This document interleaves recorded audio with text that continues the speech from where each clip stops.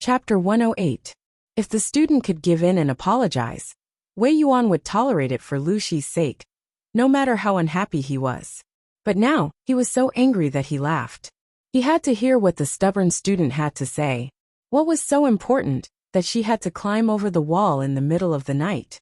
Jiang Pingji was not afraid at all. Instead, she looked confident. The young man with the feather fan raised his hand. His eyes flashed with interest as he said to Wei Yuan, "Master Gongqiao, why don't you go to the main hall and listen to what this young man has to say? It would be best if you could dismiss your attendants. I'm sure this young man will not disappoint you." Wei Yuan was shocked to hear this. However, he was also a wise old man. He quickly composed himself and put on a stern face. "Come here." Jiang Pingji stopped him. "There is no need to rush.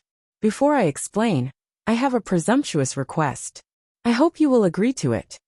"Speak." This student would like to take the liberty to meet the womenfolk in Sir's backyard, including a group of female servants. Wei Yuan was angered by her insatiable behavior. If it were not for the young man's words, he would have started scolding her. A 12-year-old was considered half an adult in this era. Many of them had their own families. Naturally, Wei Yuan did not see Jiang Pingji as a child. He saw her as an adult man. An adult male had climbed over his wall in the middle of the night, and even said that he wanted to see the women in his house. Faced with such straightforward humiliation, it was already a sign of his self-restraint that he didn't lash out at him, kick him out, or send him to the magistrate's office. Love go little Shuanet. Chu, the young man, narrowed his eyes and looked at Jiang Pingji. He had an intuition. "Master Gongqiao, you'd better agree. This young man did not come with evil intentions. I'm afraid it is for your own good." Wei Yuan, who had been furious, calmed down by the young man's words. This change made Jiang Pingji and Feng Jin look at him carefully. Jiang Pingji had exposed the young man's past. The young man felt a chill in his heart, but he could not tell why. Wei Yuan's face darkened. He gritted his teeth and agreed. "Just listen to Wenjing once." Jiang Pingji laughed to herself. It seemed that the teacher's sick leave was fake, and the haunting in the backyard was real. According to this person's temperament, if he found out that there were strange men's clothes or traces of activity in his concubine's room, he would be so angry that his blood pressure would soar. The reason why he had taken leave until now was probably because he had not finished with this mess. He wanted to catch the adulterer, but he ran into her? Wei Yuan walked in front with big strides. Jiang Pingji followed behind him at a steady pace. She was right next to the young man. She smiled and asked tentatively, "How should I address you, Langjun?" Feng Jin's expression seemed normal, but there was a hint of displeasure in it. His bad friend had tricked him. And before he could even give him an explanation, he had already hooked up with a weird-looking outsider. How unfair. "I am Qiguan Rang." Jiang Pingji frowned. Although she hated the messy names in this era, she still asked out of habit, "What's your courtesy name?" The young man's eyes were still gloomy, and he said mercilessly, "My young friend, our relationship is shallow. We don't even have a courtesy name." In other words, he said, "I don't know you that well. Don't try to get close to me." Jiang Pingji's heart skipped a beat. She lowered her voice and asked at a volume that only she, the young man, and Feng Jin could hear. "Don't say that. Strictly speaking, you are my future brother-in-law. Why do you have to treat me like an outsider?" Feng Jin listened attentively, and then he looked confused. "Lanting has a sister?" After asking, he came back to his senses. Lu Shi did have a mistress's daughter, but she seemed to be less than 9 years old. Feng Jin was dumbfounded. However, when her words fell into the young man's ears, it was no different from a sudden clap of thunder. His mind went blank for a moment. "You?" She interrupted him and repeated her question. "What's your courtesy name?" If she wanted to know, she had to know. Even if he did not want to answer, she would find a way to make him answer. The young man was speechless. After a while, the young man calmed himself down and said calmly, "Didn't you hear him?" Jiang Pingji raised her eyelids and rolled her eyes. It's different when you introduce yourself, and when others mention it in passing. The young man took a deep breath and faintly sympathized with Feng Jin. That must be how he felt when he was tricked. "My name is Qiguan Rang. My courtesy name is Wenjing. How should I address you? Lucy. That's it. The young man waited for a while, but he did not hear anything else.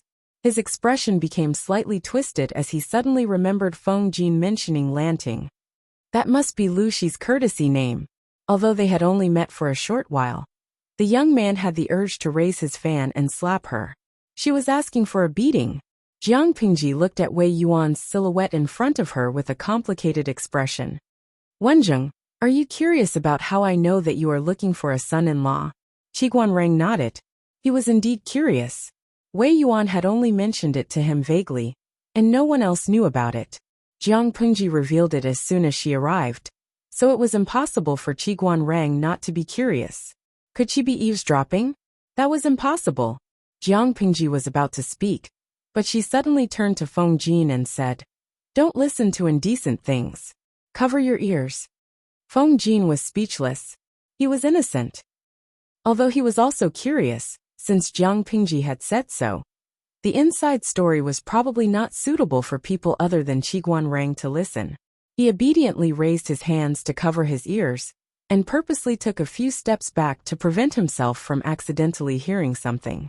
His pitiful appearance instantly aroused the sympathy of a group of otakus overflowing with motherly love in the live broadcast room. Gifs flooded the screen like a stream of water. Seeing that, Jiang Pingji wanted to bully Feng Jin even more. What should she do? Wenjing's arrival at the Wei residence was not at the right time. It coincidentally happened to be a scandal that outsiders should not listen to. Jiang Pingji whispered the contents that shocked Qi Guanrang. This content is not only related to Master Wei's concubines in his harem. More seriously, it may even implicate his daughters, who are my 2 junior sisters. Thinking about it, even if the 2 ladies are fine, their reputations will be ruined in a day. Following that, Jiang Pingji calmly revealed a series of high-powered information. Wenjing, you lost your wife at a young age, and you were born in the border of the northern borderline. The people there are tough, and they don't care much about a woman's reputation. At least, they don't care about it as much as the noble sons of Dongqing's aristocratic families. With such a thing happening, no matter if it's the eldest or the second lady, I'm afraid it will be difficult for them to get married in the future. If such a thing happened to the daughters of the aristocratic families, it would not be too difficult for them to get married. Of course, they could not be picky about the conditions of their husbands. They could either marry a son of the first wife with a slightly higher status, or a son of a concubine who was hardworking and talented, but had a lower status. Chapter 109. Mr. Wei understands this. He doesn't want to ruin the rest of his daughter's life, but he also doesn't want them to live the rest of their lives in solitary confinement, so he has to find another way out. He thinks highly of your talent and admires you. He might even want to betroth his daughter to you. Now that this has happened, there's no way he'll let you go. I said you're his future brother-in-law. What's wrong with that? Qi Guanrang was silent for a while. Or rather, he was speechless. The young man named Lu Shi's analysis was correct, but he still had a few doubts. Jiang Pingji moved closer and said mysteriously, It's the first lady, right? Qi Guanrang glanced at her. He had one more doubt. He walked away quickly, not wanting to see the gossipy expression on Jiang Pingji's face. He wanted some peace and quiet. Lovelorn front Lianmeng. Why does he feel sorry for Qi Guanrang? The streamer exposed his secrets the moment they met. I guess he's feeling a little uneasy. I don't care if Dili doesn't stop or if he's glad. I'm glad I don't live in an environment where there's no streamer. Even though it was fun to watch the live stream, and they could even complain about it on the bullet screen, watching the streamer bully others or tear apart her own viewers, it was all from the perspective of a bystander. It was just a show to kill time. If there was such a person in real life, it would be horrifying to see through one's secrets the moment they met. A secret is a secret, because only a few people know about it. However, Jiang Pingji's actions broke this rule. Naturally, it would cause others to be afraid and ostracize her. She doesn't play by the rules. Secrets have nowhere to hide from her. She's a monster. Love 100%. I checked the surnames on Baidu. If it's a surname, it should be Qiguan, right? Tong Qi, 2 times. 100 Ghosts Night Walk. _ smiley face 3 angle. Underscore I'm just an ordinary person. I'm happy watching, so I don't think too much. Tudo feitio. Same. As long as you're happy. We're just watching the live stream. Why think so much? Streamer Zheng Shanghua. We're watching the live stream from the streamer's perspective. The viewing experience should be from the streamer's perspective and role. If it was a stupid host who got bullied and stepped on everywhere, who would be able to watch it? Anyway, I'm feeling all sorts of good now. Streamer side of me. 23333 after watching the live broadcast. I feel like my IQ has increased by several %. Streamers back on me. Who's better at topping up IQ? Palace Intrigue livestream helps you. Jiang Pingji was speechless. No matter what, she couldn't face these demonic audiences and their IDs.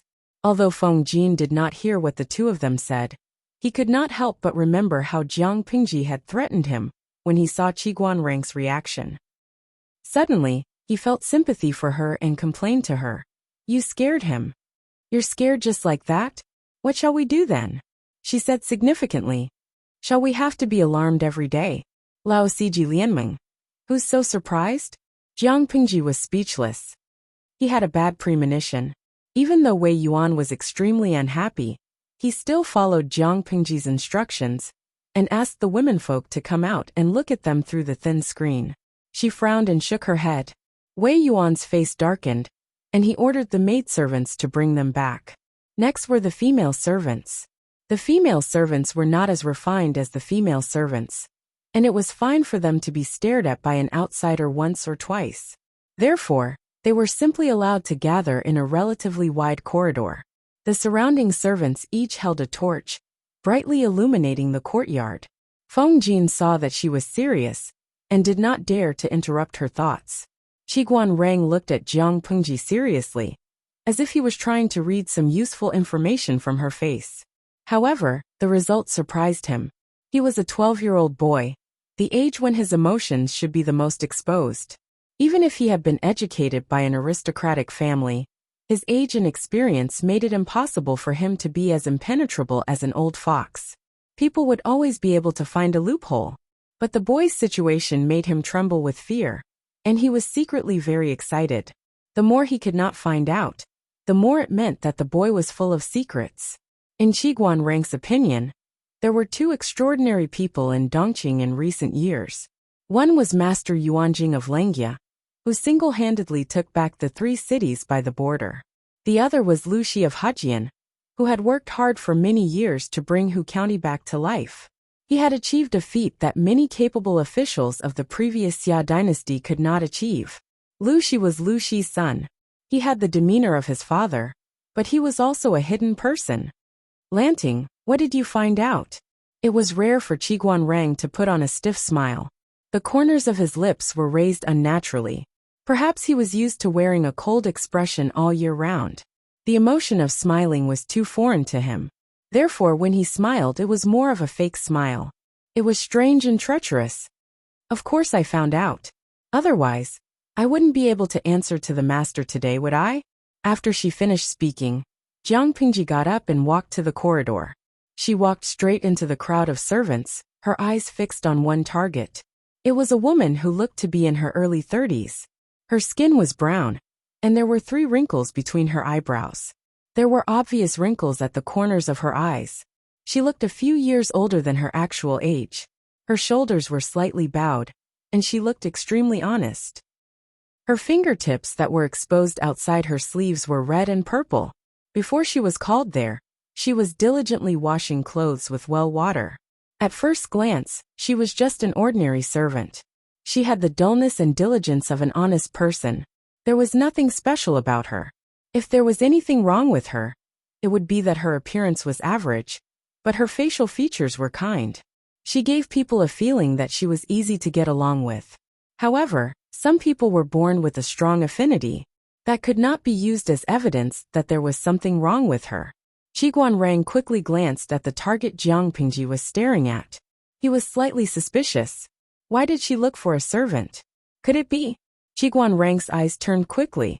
His eyes were wide open because of the answer that flashed in his mind. So that was the truth. Qiguan Rang's eyes flashed. He opened his mouth and said, Catch that woman. Jiang Pingji walked toward her. The servant kept her head down, as if she was the most ordinary servant.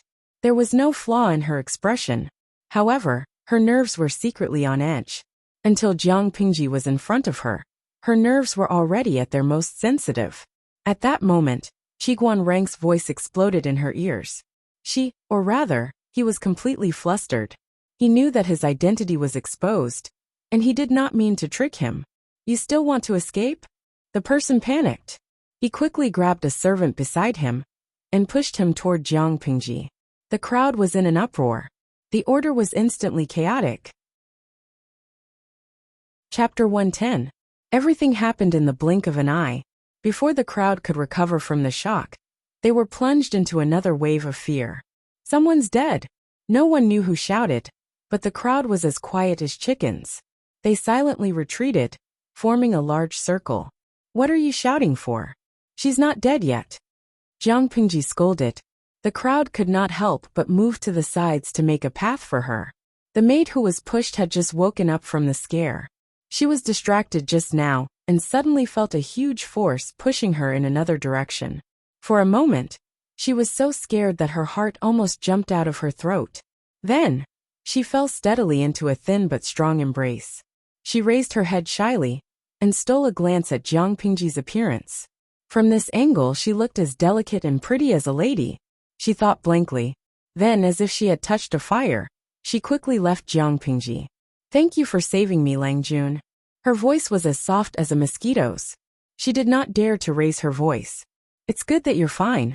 You and the rest of the servants should go and rest. It's best if you forget what happened tonight. Jiang Pingji stared coldly at the servant, who was lying on the ground, her hands covering her bleeding neck. Her voice was cold as ice. The maid did not care. She timidly glanced at Mr. Wei Yuan. After getting his approval, she followed Jiang Pingji's orders. After all, they were not servants of the Lus. If they listened to Jiang Pingji's orders without hesitation, Wei Yuan would probably feel uncomfortable. This is clearly a woman. Wei Yuan only left his trusted butler behind. The rest of the servants were dismissed. Jiang Pingji saw the sandalwood fan that she had thrown and cut the servant's neck. She bent down to pick it up and wiped the blood off with a handkerchief. How could it be a woman? If you don't believe me, why don't you take off all your clothes and check? Wei Yuan nodded and signaled for the butler to help. Jiang Pingji looked down and stood aside. She was like a spectator in the live stream room. However, the viewers in the live stream room were not calm. They saw the butler roll up his sleeves and touch the servant's crotch. He seemed to pinch it. His face scrunched up like a chrysanthemum flower, and then a look of horror appeared on his face. The scene was too intense. Everything happened too suddenly. They were so shocked that they forgot to comment. Hongjun Laozu's chrysanthemum. */w***. Oh, my eyes are going blind. First, the host had stepped on the other party's balls, and **ck. Then, an elderly man had touched a woman, who looked like a middle-aged woman. Today's live broadcast was too dirty. Streamer Zhengchao Shangguo. I don't care about anything else. I just want to know how it feels. Although the live stream was very dirty, the old driver in the live stream room seemed to be even dirtier. Things like moral integrity were lost after a while. The system, which had not said anything for a while, was bad. The system translator. Lu editor. ***. The viewers in the live stream room are so dirty. Can I control their mouths and their hands? As a system, it's your dereliction of duty if you don't censor certain words. What does that have to do with me? Jiang Pingji pushed the blame away. The system. She sounded reasonable. It could not think of a reason to refute her. While they were bickering, the old butler stood up and walked to Wei Yuan's side. He nodded solemnly. It's really a man. Wei Yuan almost fainted from anger when he heard the answer. He did not have any impression of the servants in the backyard, but he knew that those who did laundry had the right to enter the inner and outer courtyards.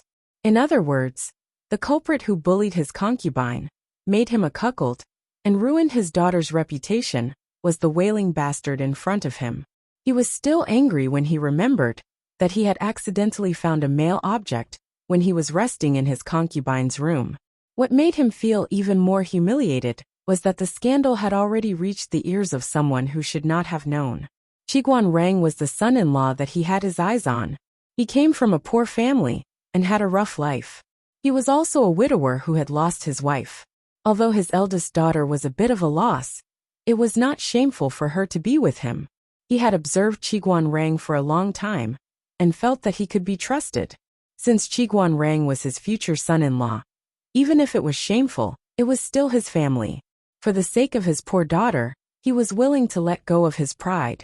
What harm was there in enduring it? His student Lu Shi was also involved. He seemed to be in the know. Otherwise, how could he explain the kid's actions that night? Was he going to make Lu Shi his son-in-law as well? What was more depressing was that if the kid had not climbed over the wall in the middle of the night, the fake woman in front of them would have escaped, and they would not have been able to find the culprit. Therefore, he couldn't blame himself. But if he didn't blame himself, he would be holding back his anger, and he would always feel embarrassed. His illustrious reputation had been completely thrown away tonight. As he thought about it, Wei Yuan's usually straight back could not help but slump a little. It was as if he was in his twilight years. Even though Feng Jin did not know what had happened, based on the information that Jiang Pingji had revealed in her reaction, he could roughly guess the truth. When the housekeeper confirmed that the servant was a man, he wished he had been blind. Lu Shi, this naive and sweet, unreliable friend of his, had actually dragged him into this kind of scandal. Even though he was able to keep his mouth shut, Wei Yuan was probably already holding a grudge against him. It would have been fine if Feng Jin didn't move, but once he did, Wei Yuan noticed him. Wei Yuan was speechless. "Oh, I forgot there's another one," Streamer sighed Xianghua. "Even though I know I shouldn't laugh at a time like this, I can't help but want to laugh. This Master Wei Yuan is so unlucky. His wives and concubines are being bullied, and he's being cuckolded." Streamer's back Xianghua. "Even though I want to laugh too, I'm more concerned about my wives and concubines." Yes, they were watching the live stream for fun.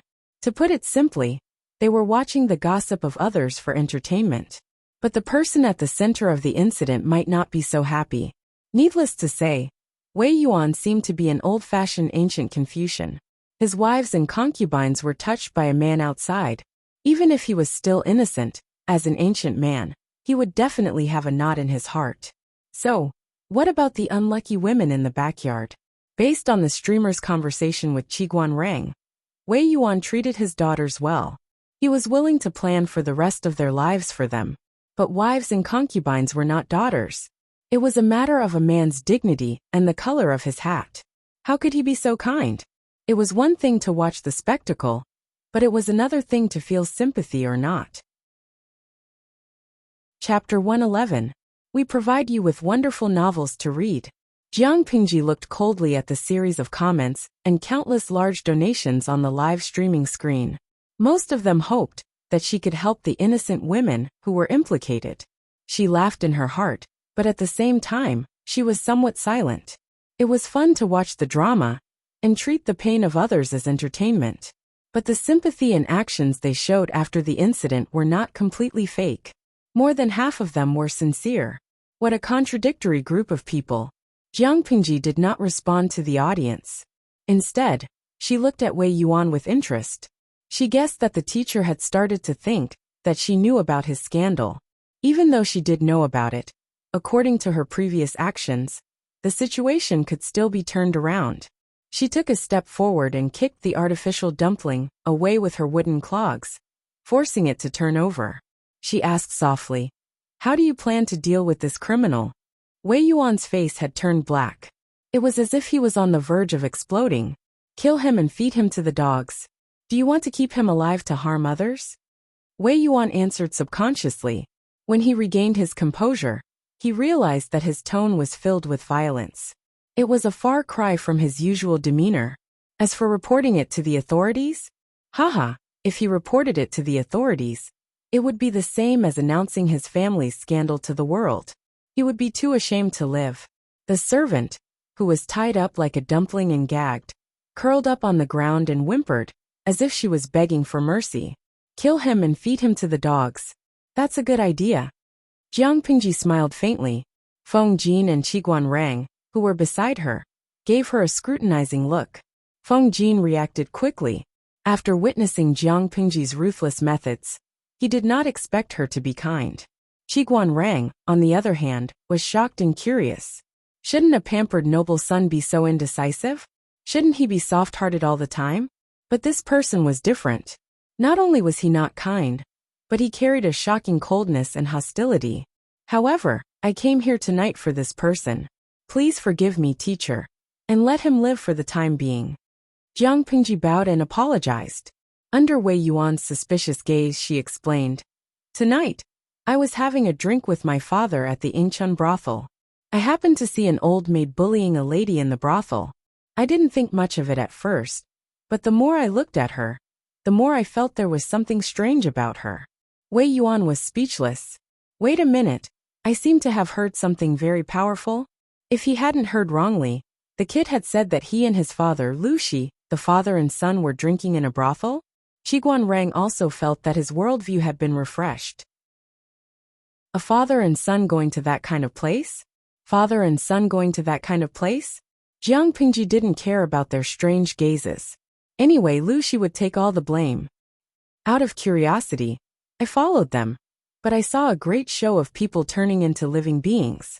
After the other party took off his clothes one by one, a gray-haired old woman, who was sweeping the floor, turned into a man of about 30 years of age, with a protruding mouth and monkey cheeks.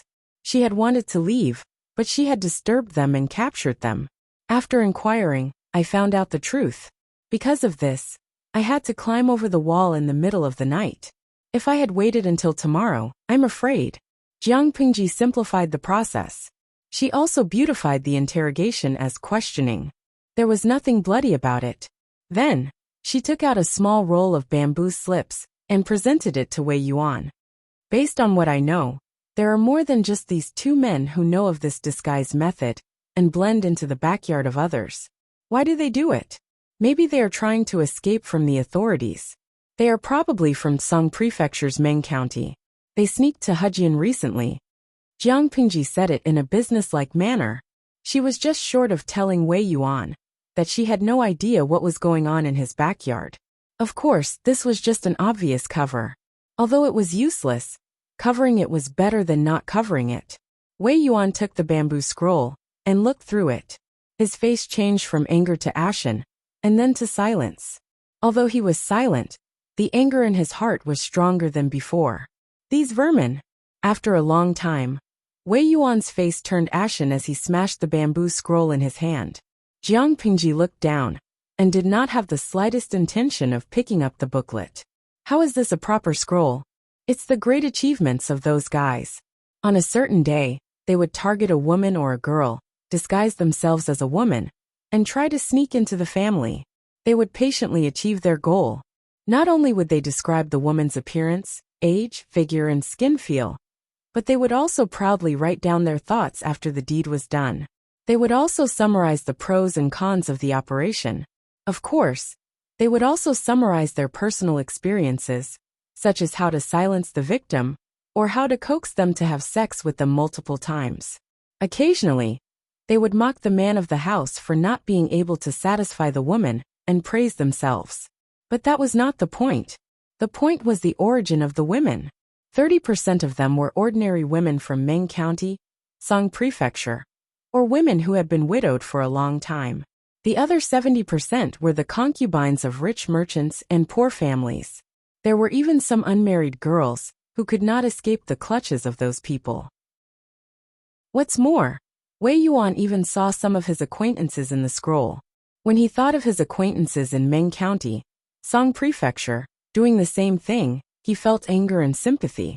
Fortunately, he did not see the contents of his own backyard. Otherwise, he would not be able to face his students. These people were originally from Meng County, Song Prefecture. They are arrogant and familiar with their methods. It's not the first time they've done this. What a joke. If they were not familiar with it, they would not have been able to write such a concise and comprehensive afterthought. In the other room, Qiguan Rang had already picked up the scroll and skimmed through it. After Wei Yuan calmed down, he frowned. If the contents are true, then the truth must be shocking. Jiang Pingji snorted. It's not just shocking. Look at this scroll. What did you discover about the materials used to make the bamboo slips? Look at the handwriting. Although it is not the work of a master, you can see that it is a solid foundation. If it was not for hard work, how could one have such skills? Besides, these families are all famous people in Meng County, Tsang Prefecture. Their backyards may not be as thick as an iron bucket, but it is not a place that ordinary servants can enter. How can a lowly servant easily come into contact with an unmarried wife or a married woman? Wei Yuan did not say anything. Qiguan Rang sat up straight and waved the feather fan in his hand. His cold eyes shone brightly.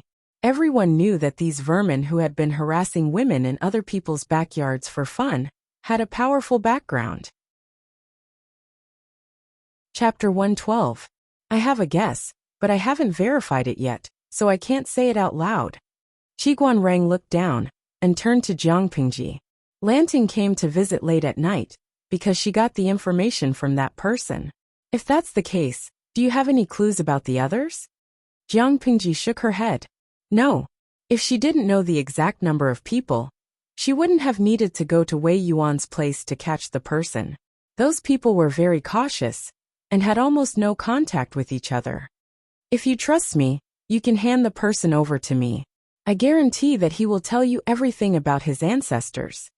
As Jiang Pingji spoke, a faint smile hung on the corner of her lips. It made one shudder with fear, and Qiguan Rang secretly glanced at her.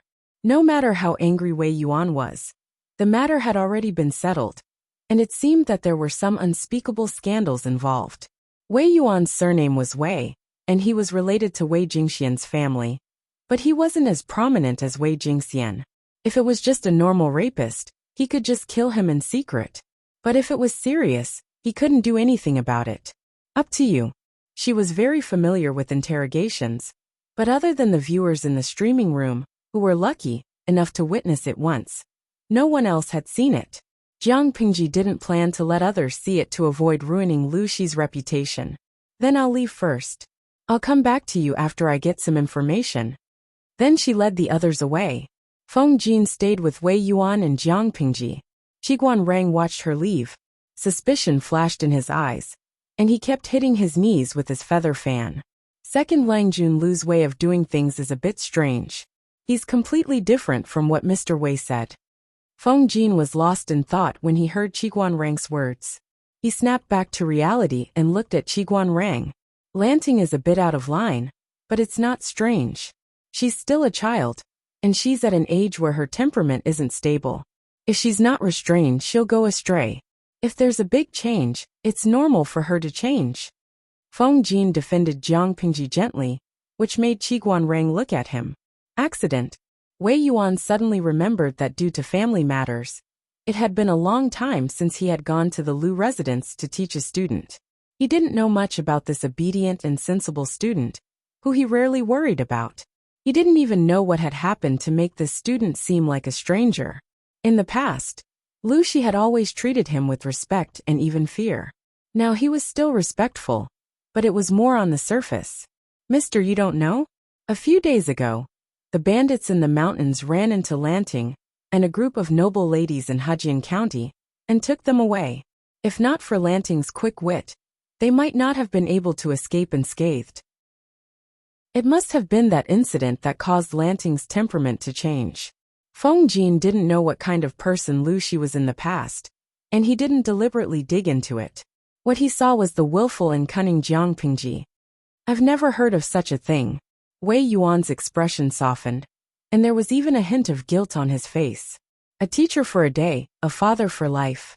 This saying was not only useful for students, it was also useful for teachers.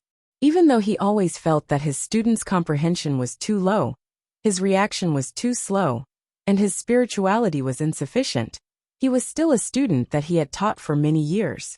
He had feelings for his student. Something so big had happened to him, but as a teacher, he had neglected it. On the other side, Jiang Pingji had neatly forced the man into a state of confusion. This time, the audience in the streaming room was much calmer than the previous time. Or perhaps they were mentally prepared. Another important reason was that Jiang Pingji's behavior was in line with their subconscious idea of using violence to curb violence. If they sympathized with the beast that had harmed so many innocent women, who would sympathize with the poor women that had been abused? The ancient times were not their era.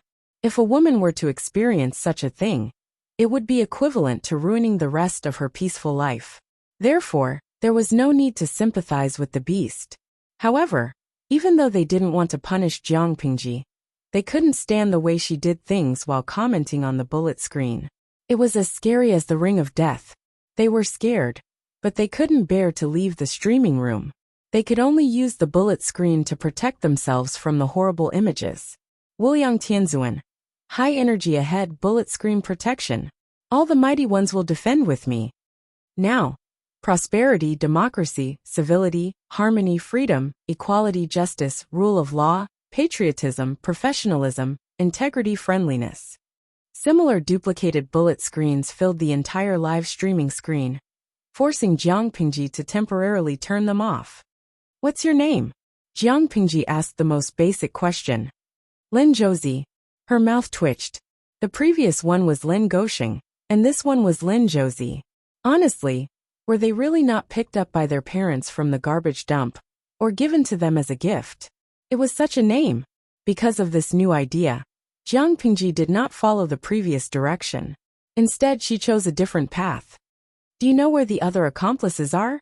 As she spoke, she took out a roll of cloth from the man's clothes. There was also a small bamboo scroll inside.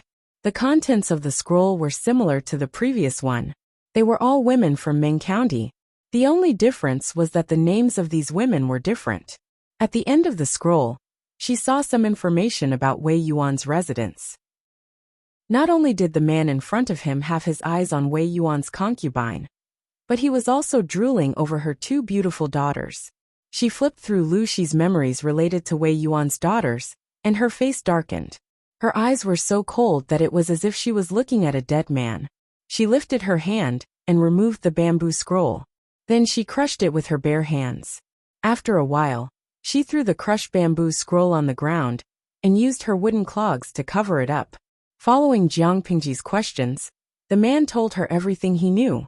His expression was muddled, and white foam kept coming out of the corner of his mouth. His face turned from red to pale, and then from pale to green. His breathing was sometimes rapid and sometimes slow. Jiang Pingji knew very well that it was impossible for a normal person to survive torture in ancient times. Not only would torture bring great harm to the body, but it would also cause a devastating blow to the fragile spiritual realm. Moreover, this kind of collapse was irreversible. Even in her era, when the medical development of the spiritual realm was so advanced, there were not many lucky people who could recover. There was not much time left for her to ask questions. Jiang Pingji picked out a few important ones. Chapter 113. Qiguan Rang was born poor, but he had a lot of experience in the borderlands. At a young age, he already knew how to protect himself. He wandered between the various forces in the borderlands with ease. His knowledge and experience were abnormally rich. It was not something that a young man like Feng Jin, who only had theories, could compare to. At first, Feng Jin felt that this person was difficult to get along with. However, after exchanging a few words, he suddenly became interested. After a few rounds of probing, Zhang Xian felt as if he had met his match. During the conversation, the way he addressed him also changed from the distant Langjun to Wenzheng. In ancient times, the friendship between men, especially scholars, often developed from that instant of palpitation. When I heard what Wenzheng said earlier, I had a guess in my heart, but I haven't been able to verify it. What is it? Qiguan Rang tapped the feather fan in his hand on his knee and said in a serious tone. Huaiyu, do you know the Meng family from Ming County in Song Prefecture? Feng Jin didn't understand why their conversation had anything to do with the Meng family from Meng County in Songzhou. Before he could reveal a puzzled expression, an extremely bold guess suddenly flashed in his mind, and he was so shocked that he almost lost his composure. Wenzheng, how could you? Qiguan Rang smiled coldly. His eyes became even colder and gloomier. Feng Jin's doubt was within his expectations. After all, Any aristocratic family would find this kind of speculation humiliating. Our ancestors were brave, and patriotic, but that doesn't mean that our descendants can inherit their legacy. He smiled coldly. The Meng family of Meng County in Song Prefecture. Ha! I heard from Huayu that you left Shangjing for some reason, and didn't contact your family much. You probably haven't heard of it yet, right? Who was the Meng family from Meng County in Song Prefecture? The most famous of them all was the ancestor of the Meng family, Meng Jing, Meng Ziliang, the founding noble of the Xia dynasty. He was praised as a white dragon among men by the founder of the Xia dynasty. In later generations, he was also known as the god of war. There were ancestral halls dedicated to him in all 5 countries. With such a tyrannical ancestor, the Meng clan had been greatly favored by the emperor since the Xia dynasty. They had tens of thousands of households, which had been inherited until the end of the Xia dynasty. Even when the 5 countries were divided into Xia, the status of the Meng family was still transcendent. This was not the original name of Meng County, but because of the Meng family, it was changed to the surname Meng. Of course, just as Qiguan Rang had ridiculed, the Mengs had a powerful ancestor who had laid down an illustrious family business. However, it did not mean that the younger generation of the Mengs could be so powerful. Not only could they not push the family to the peak, but they could also become more mediocre and absurd, living off their old capital. A gentleman's grace can be severed from 5 generations. Feng Jin was not stupid. He could guess what Qiguan Rang meant. The culprit who toyed with so many women and children in Meng County, and even harmed the women in Hejian County, should be from the Meng family. Never heard of what? Feng Jinsu knew what kind of people her age were like, but she still couldn't believe Qiguan Rang's guess. Naturally, it's about the matter of Song Prefecture's Meng County's commandant becoming a bandit and setting fire to the prefectural governor's manor. Qiguan Rang looked at Feng Jin's face and said with a malicious tone, "The county military chief is a retainer of the Mengs. He has always been loyal to the Mengs, but now he has rebelled against his former master and burned down the governor's manor. The reason for this has yet to be clarified. Coincidentally, the names of the official wife and daughter of the county military chief were written on the bamboo slips. Huayu, do you think there is a connection between the two?" Feng Jin's lips moved. He was usually eloquent, but at that moment his mind was a mess. He didn't know where to start. Say no more. There is a connection. Just as Feng Jin's mind was in a mess, Jiang Pingji's cold voice came from outside. He subconsciously turned his head, only to see that thin person stride into the room from outside, and then kneel down in a slightly rough manner. However, at this moment, no one dared to express any dissatisfaction, because her face was already about to turn ashen. She didn't dare to mention it. Oh. Qiguan Rang rubbed his feather fan on his palm. What did Lanting find out? Wei Yuan, who was at the side, became the background.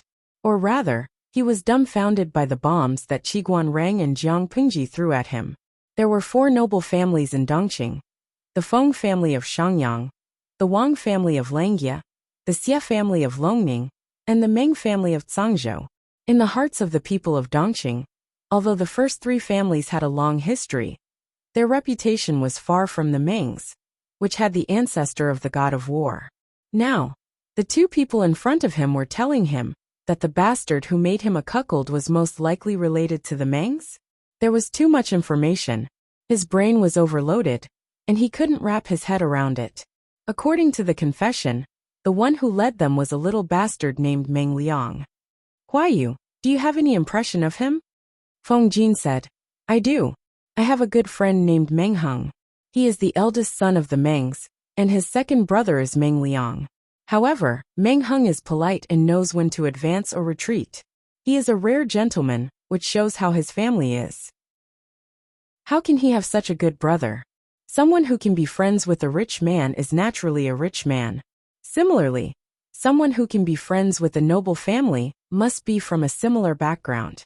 Jiang Pingji snorted. Huayu, I don't like your argument. The 9 sons of a dragon are all different. Your friend is a good one, but who can guarantee that his brother is the same? Even if they were raised together, there will be differences. Feng Jin was speechless. According to the confession, Meng Liang has been a prostitute since he was young. His mother indulged him, and his father spoiled him. When he was 11 years old, all the maids and servants in the house were touched. None of them escaped. But this person likes the new and hates the old. It has become a habit for him to rape women. Although the audience in the streaming room already knew some of the inside information, they were still stunned by the valiant young man. Hongjun Laozu's Juhua. #cry. Others have been with thousands of women at the age of 11. Iron bars are ground into needles. I am still single. Guomin's husband by Aoboshan. #cry. Single +1. Are there any sisters who pity me? Zaixia Yiliankin. I Yiliankin am convinced. Zaixia Zhao Ritian. I Zhao Ritian am convinced too. Zaixia Long Outyan. I Long Outyan am convinced too. Jiang Pingji. Could the style of the streaming room be unified? At least not at such a serious moment. It almost made her laugh. Jiang Pingji coughed and calmed herself down. This Meng Liang likes to mingle with people from all walks of life. I don't know where he learned an excellent disguise technique. Because he looks feminine and looks like a woman, he looks like a pretty girl after dressing up a little. Even his closest relatives might not be able to recognize him. Using this advantage, he is like a fish in water. He has tricked many ignorant girls into letting go of their worries and suffering losses. Perhaps it was because he was too gullible and easy to trick. He felt disinterested and had other ideas. It was boring to act alone. No matter how great one's achievements were, it would become a one-man show without an audience. Chapter 114. If one walked too much at night, it was only natural that they would run into ghosts. Meng Liang had been fooling around for too long, and there were times when he would give himself away. It was a pity that the Meng family, the local tyrant in Sangzhou, was so powerful that they completely suppressed the voices of the victims. In the end, they made a false accusation, causing the victims' families to break up and die. Seeing this, the victims could only grit their teeth and endure the humiliation. With his family protecting him, Meng Liang became even more unruly when he saw that he had only been scolded a little. Eventually, he got into big trouble. That day, the military officer brought his wife and daughter to the Meng residence to celebrate the old matriarch's birthday. When Meng Liang saw his wife and daughter's beauty, he was overcome with lust and wanted to imitate them. However, the military officer's wife was not an ordinary woman and saw through his disguise. Meng Liang held a grudge against him, so he used his father, Meng Zhan's name, as an excuse to lure the captain out of the mansion. He took a few of his friends from all walks of life and took the opportunity to rape the captain's wife and daughter.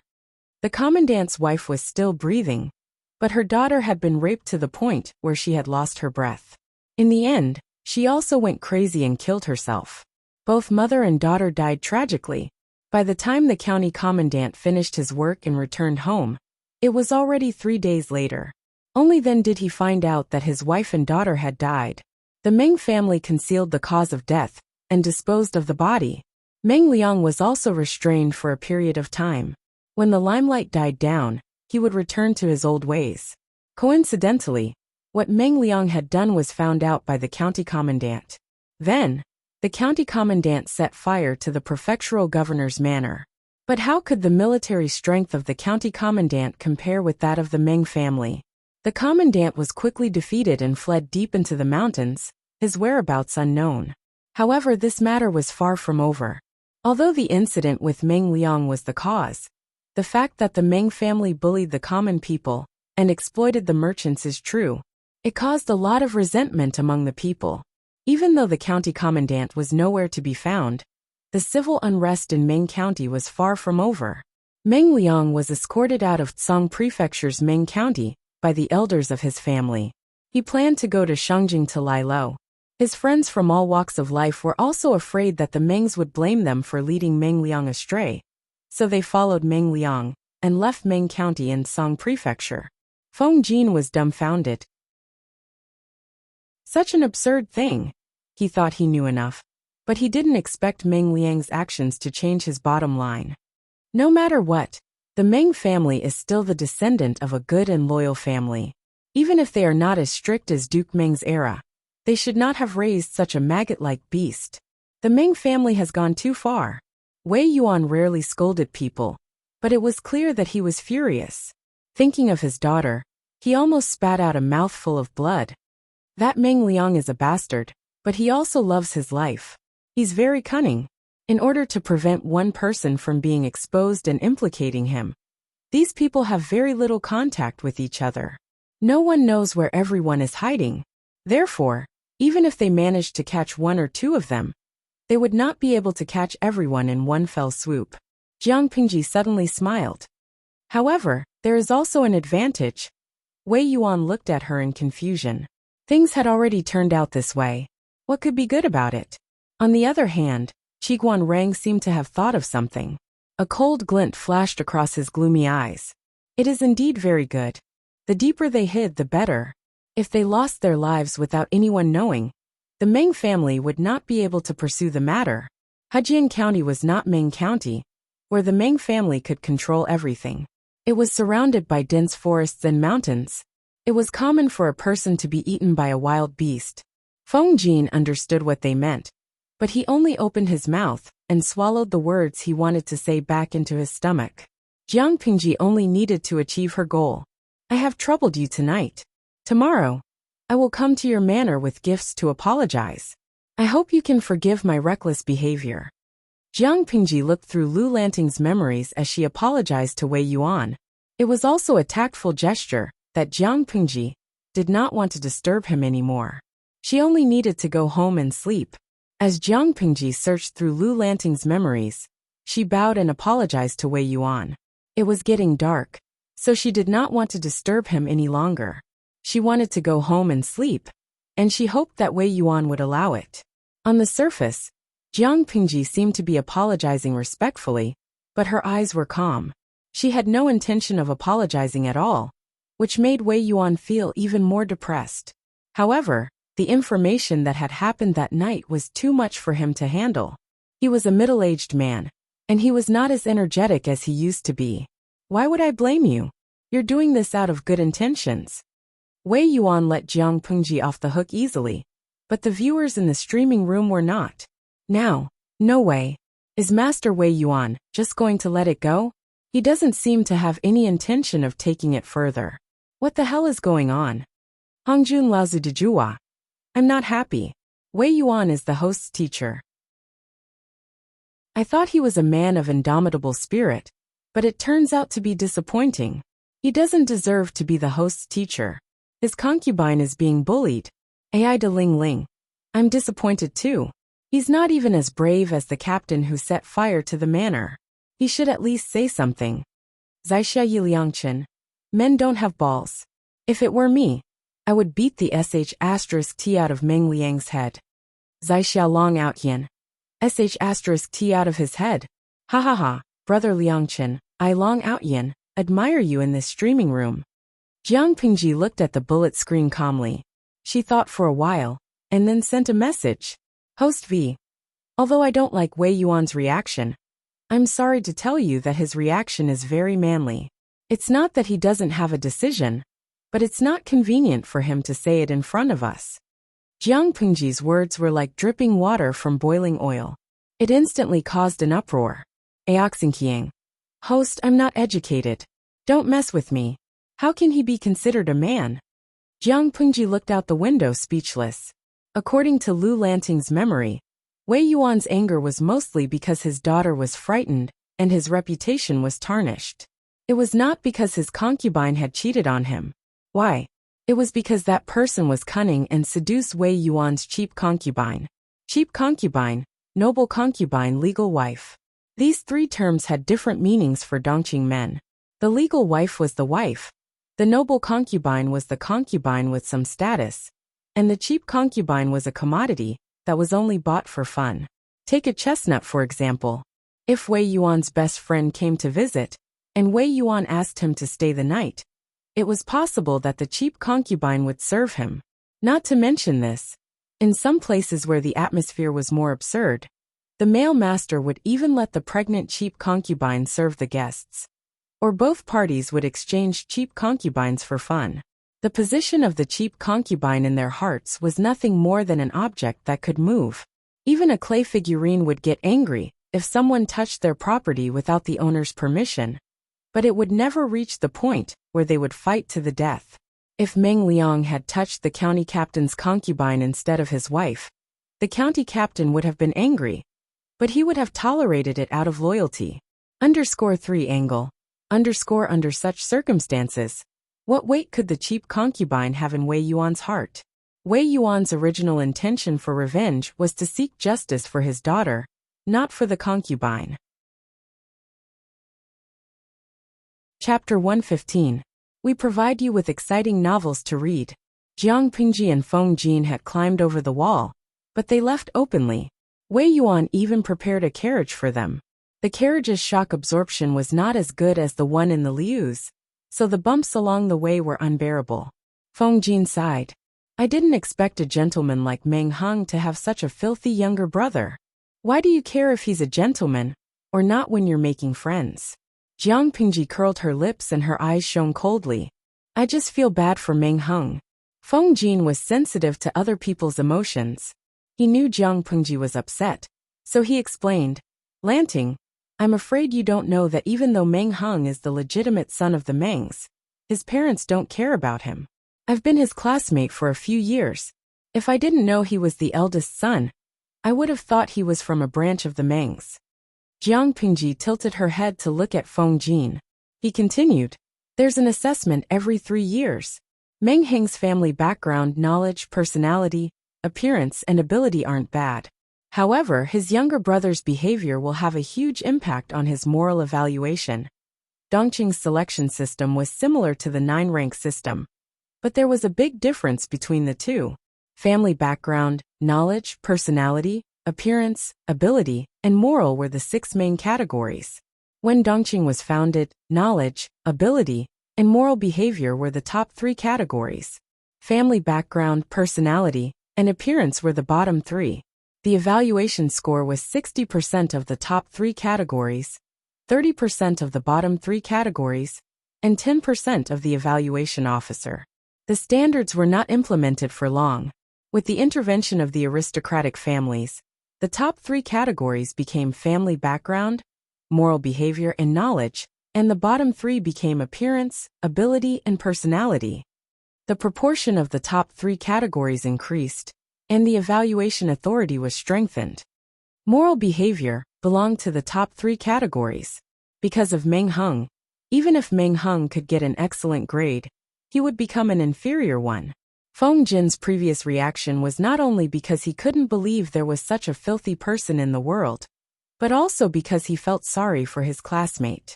90% of the people who could enter the general assessment were descendants of aristocratic families. The gap between them was small. Moral behavior went from excellent to inferior. How big of an impact would it have? It was enough to make Meng Hung, who was originally expected to be in the top 3, fall into the middle of the pack and fade into the crowd. What a pity, who asked him to have such a dragging brother. In this day and age, it was not popular to be responsible for one's actions alone. Meng Liang's moral integrity was questionable, which meant that the men of the Meng family were also morally questionable. The closer one was to Meng Liang, the easier it was to be implicated. It was only natural that Meng Hung would be in trouble. Why are you so worried about him? After all, he's the legitimate son of the Meng family. If the Meng family doesn't fall, he can make a comeback at any time. It's just an evaluation. What can it prove? Jiang Pingji rolled her eyes and scoffed at Feng Jin's worries. If Huayu has time to think about this, why don't you help me think about how to fool my father later? You didn't even bid farewell to me when you left the spring pavilion. What he said made so much sense that he couldn't refute a single word. The evaluation results could only affect one's initial official position, but it could not affect one's future career. No matter how much Meng Hung was not loved by his parents, he was still the eldest son of the Meng family. If he wanted to inherit the family in the future, he would have the support of the Meng family. Jiang Pingji secretly glanced at Feng Jin's expression and couldn't stop laughing in her heart. How could Dongqing not be chaotic when all the aristocratic families were messing with the court? Meng County in Song Prefecture was just a small flame. Although it was small and weak, who could say that it did not have the potential to set the prairie ablaze? Lu County Chief is not an ordinary person. How can we hide from him?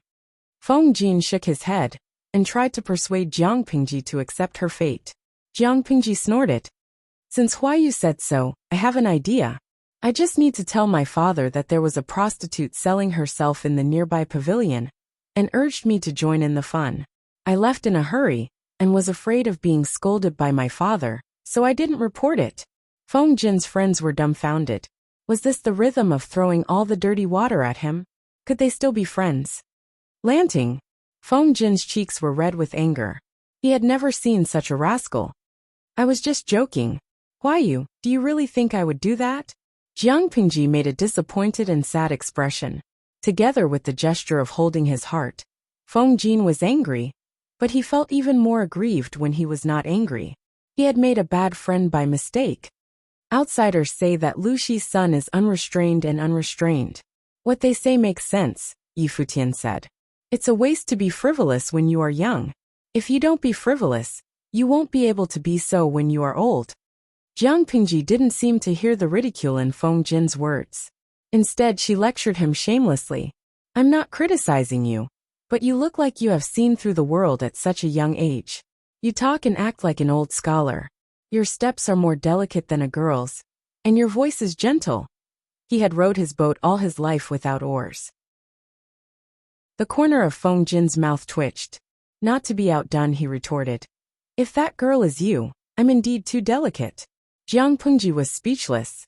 The audience in the streaming room held their melon seeds in their hands and watched the two pretty boys bicker. They all expressed that they had been forced to eat candy. Lanky Yubuja. Ha ha ha, the young Feng Jin has been bullied by the streamer for so long. He finally stood up for himself. Jinyin, you are stupid. What are you talking about? The streamer is obviously looking at the young Feng Jin's counterattack with a doting expression. Zaixia Yi Liangchen. I'm on the streamer's side. The CP can be broken but not reversed. The streamer will always be the aggressor. Zaixia Long Outyin. Absolutely. All the little subs who try to counterattack are paper tigers. Lao Siji Lianmeng. The streamer's childhood sweetheart is the aggressor. The CP matches with the streamer's doting smile. It's even more delicious. I see your chrysanthemum is poisonous. Heresy. The streamer's CP is me. She is a cute baby. 9 times in one night. */w***. Faced with such a toxic audience, even Jiang Pingji could only be speechless.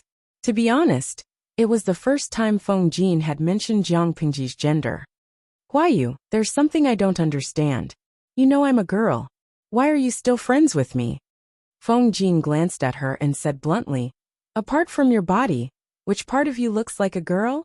She couldn't blame him for always ignoring her gender and treating her as a man. Friends were friends. Gender didn't matter. It only mattered if their temperament was compatible. Jiang Pingji looked at the screen full of ha and raised her eyebrows. Vulgar words. Feng Jin said. It varies from person to person. Jiang Pingji. Did this kid take the wrong medicine? Was he asking for a beating? Fortunately, Jiang Pingji was a person with a strong mentality. Feng Jin's skills couldn't affect her much. Chapter 116. Speaking of which, your temperament is similar to my younger brother's. Feng Jin raised his hand and lifted the curtain of the carriage slightly. He looked at the night sky outside and suddenly thought of something. His face was warm. Both are so mischievous and love to tease people. Jiang Pingji replied in disbelief. Teasing? I thought that your Feng family was strict, and everyone was like you. Feng Jin said strangely. Lanting, didn't you say that the 9 sons of the dragon are different? Although my youngest brother and I share the same mother, our temperaments are different. He is young and intelligent, and has been doted on by his elders since he was young. Although his personality is a bit naughty, as long as he doesn't cross the line, it's fine.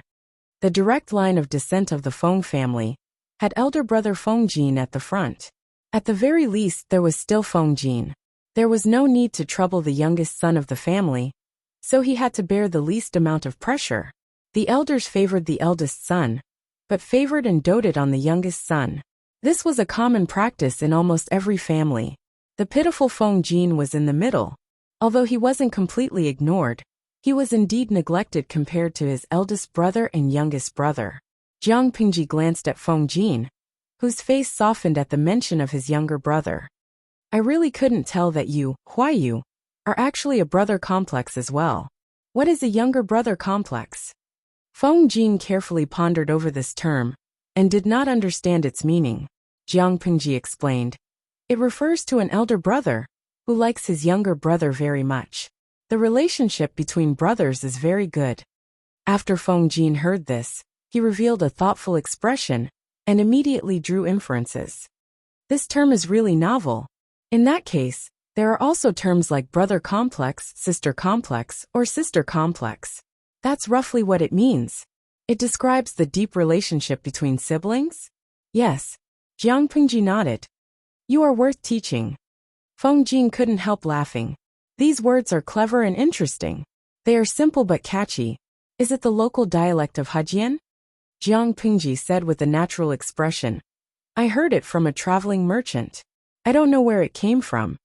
The young man pondered for a while and said with a smile. So, I can be considered a brother complex? Jiang Pingji chuckled. I know you three brothers have a good relationship. Next, rumors stop with the wise, and chats stop with laughter. However, Feng Jin did not understand the joke. He changed the topic and talked about other things with Jiang Pingji. Lanting, have you talked to County Chief Lu about going to Langia? Jiang Pingji was not a person who liked to stay in one place without moving. Hejian County was not small, but it was not big either. I did. Father is very supportive of me going to Langi to study, but he said that I don't need to reveal my mother's name. Jiang Pingji rested her elbows on the table and supported her chin with her right hand. Her body was tilted. Her bold and unrestrained sitting posture was an eyesore to Feng Jin. At first, he didn't understand, but after thinking about it, he vaguely understood the intention of Lu Shi's decision. Master Yuanjing was a real famous teacher. Although he would take care of Lu Lanting for the sake of the ancients, his initial impression of Lu Lanting was not as good as his teacher. It was not as if Lu Lanting was incapable. If she could impress Master Yuanjing with her own knowledge and talent, it would be better and more dignified than relying on her deceased mother to become Master Yuanjing's disciple. Feng Jin asked, when do you plan to leave? Jiang Pingji had never thought about it, or rather, she did not really want to study in Langi County. About 2 or 3 months. Father has been in Hu County for many years and has rarely returned home. It's rare for him to stay home for 3 months. It would be a pity if I left to study now. I want to spend more time with him, to fulfill my filial duties. Moreover, I need Master Gongcao's permission. Jiang Pingji's words were half true and half false. Jiang Pingji only said it to give Feng Jin an explanation. When parents are around, one should not travel far. Children should be filial to their parents. Lanting's way of thinking is the right thing to do. Feng Jin could not help but think of himself. If it were not for the fact that his parents were healthy and his siblings were still around, he would not have left home. If Lanting goes to Langi in 3 months, I'm afraid you and I will have to be separated for some time. Jiang Pingji turned to him and asked, are you leaving Hejian County? Feng Jin nodded and added, but we won't be leaving in the next 2 days. As for when we leave, that will depend on 4th Langjun. Even though Wuma Jun was not valued by the emperor, he was still a prince. Feng Jin still had to respect his decision. Jiang Pingji raised her eyebrows and sneered. If that's the case, you won't be able to leave Hejian County for a while. It was easier to talk to smart people. Feng Jin understood the meaning behind Jiang Pingji's words. Wuma Jun was obviously trying to win Lu Shi over to his side. He hoped that Lu Shi would support him and become a powerful bargaining chip in his fight for the position of crown prince.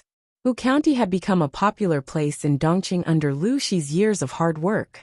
Its grain production could alleviate the food shortage in the neighboring 2 counties. In ancient times, the 2 most important bargaining chips in a war were people and grain. With grain in hand, there was nothing to worry about. If there was rice, there would naturally be manpower. To put it bluntly, if Wu Majun really managed to get Lu Shi's full support, Wu Majun could also recruit troops to besiege Shangjing when the emperor chose another prince. He could then drag his brother off the throne. It was a tradition in the royal family of Dongqing for brothers to fight against each other. Of course, no one knew if Wu Majun had such ambition at the moment, but if he succeeded in winning over Lu Shi, it would be a profitable business. Since ancient times, it had been difficult to move talented people, let alone Wu Majun, who was just an unknown prince. Lu Shi, on the other hand, was already a famous high-ranking official with real power. It was impossible to get someone with potential to work for you without putting in some effort. Therefore, Jiang Pingji concluded that Feng Jin would stay in Hejing County for a long time. Feng Jin knew what was going on. He smiled bitterly and said, "Since you already know, don't expose me." It was fine as long as the two of them knew each other well. It would be embarrassing if they were to expose each other. Jiang Pingji's thoughts lingered on Wu Majun. She suddenly remembered something. "Huayu, I remember you saying that you're not engaged yet." Feng Jin nodded and laughed. He guessed, "Why do you ask? Don't tell me you want to be a matchmaker?" If it was someone from ancient times, he or she would not have said that. But Jiang Pingji did not have that concern. She looked at Feng Jin and said, "I do have that thought. Huayu is a good candidate for a husband. We should keep the goodies to ourselves." The smile on Feng Jin's face froze for a moment, and then he revealed an embarrassed expression. Chapter 117. Jiang Pingji nodded and acknowledged his guess. Father said that Madame Wei seems to have taken a liking to Wu Majun. She wants to marry Jing Heir to him. It's not that I'm bad-mouthing people behind their backs, but Wu Majun really isn't a good candidate. If Jing Heir really marries him, she'll suffer in the future. How can I bear to see that happen? Jiang Pingji was very patient with the cute girl. Most of the time she cherished her. Wei Jingxian rarely interacted with Jiang Pingji, but to the original Lu Lanting, Wei Jingxian was like a sister. She was very important. Feng Jin was speechless. Even though he did not think highly of Wu Majun's character, his evaluation of him was not as low as Jiang Pingji's. "I don't know how Masanori offended you, but you seem to hold a grudge against him. Don't you also dislike him?" Jiang Pingji rolled her eyes. "I treat Jing like a sister. Put yourself in her shoes and think about it. If it were you, would you be willing to hand your sister over to that kind of person? It's true that I don't really like him, but other than a few people, even Zhengzi himself didn't realize it. Lanting, you have good taste. To be honest, if it were me, I would be worried as well.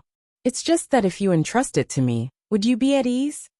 Although I don't really care about the young talents of the younger generation in Dongqing, I can guess that you must be the ideal son-in-law in many people's eyes.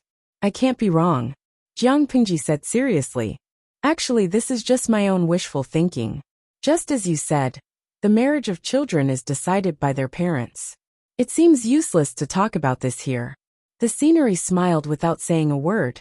From his point of view, Jiang Pingji mentioning this matter was a little strange, but it was also human nature. Previously, many classmates wanted to introduce their sisters to him, but he rejected them all. Without a foothold, how could he marry and start a family? Lu Lanting treated Wei Jingxian like a family member, so it was understandable that she was anxious about her marriage.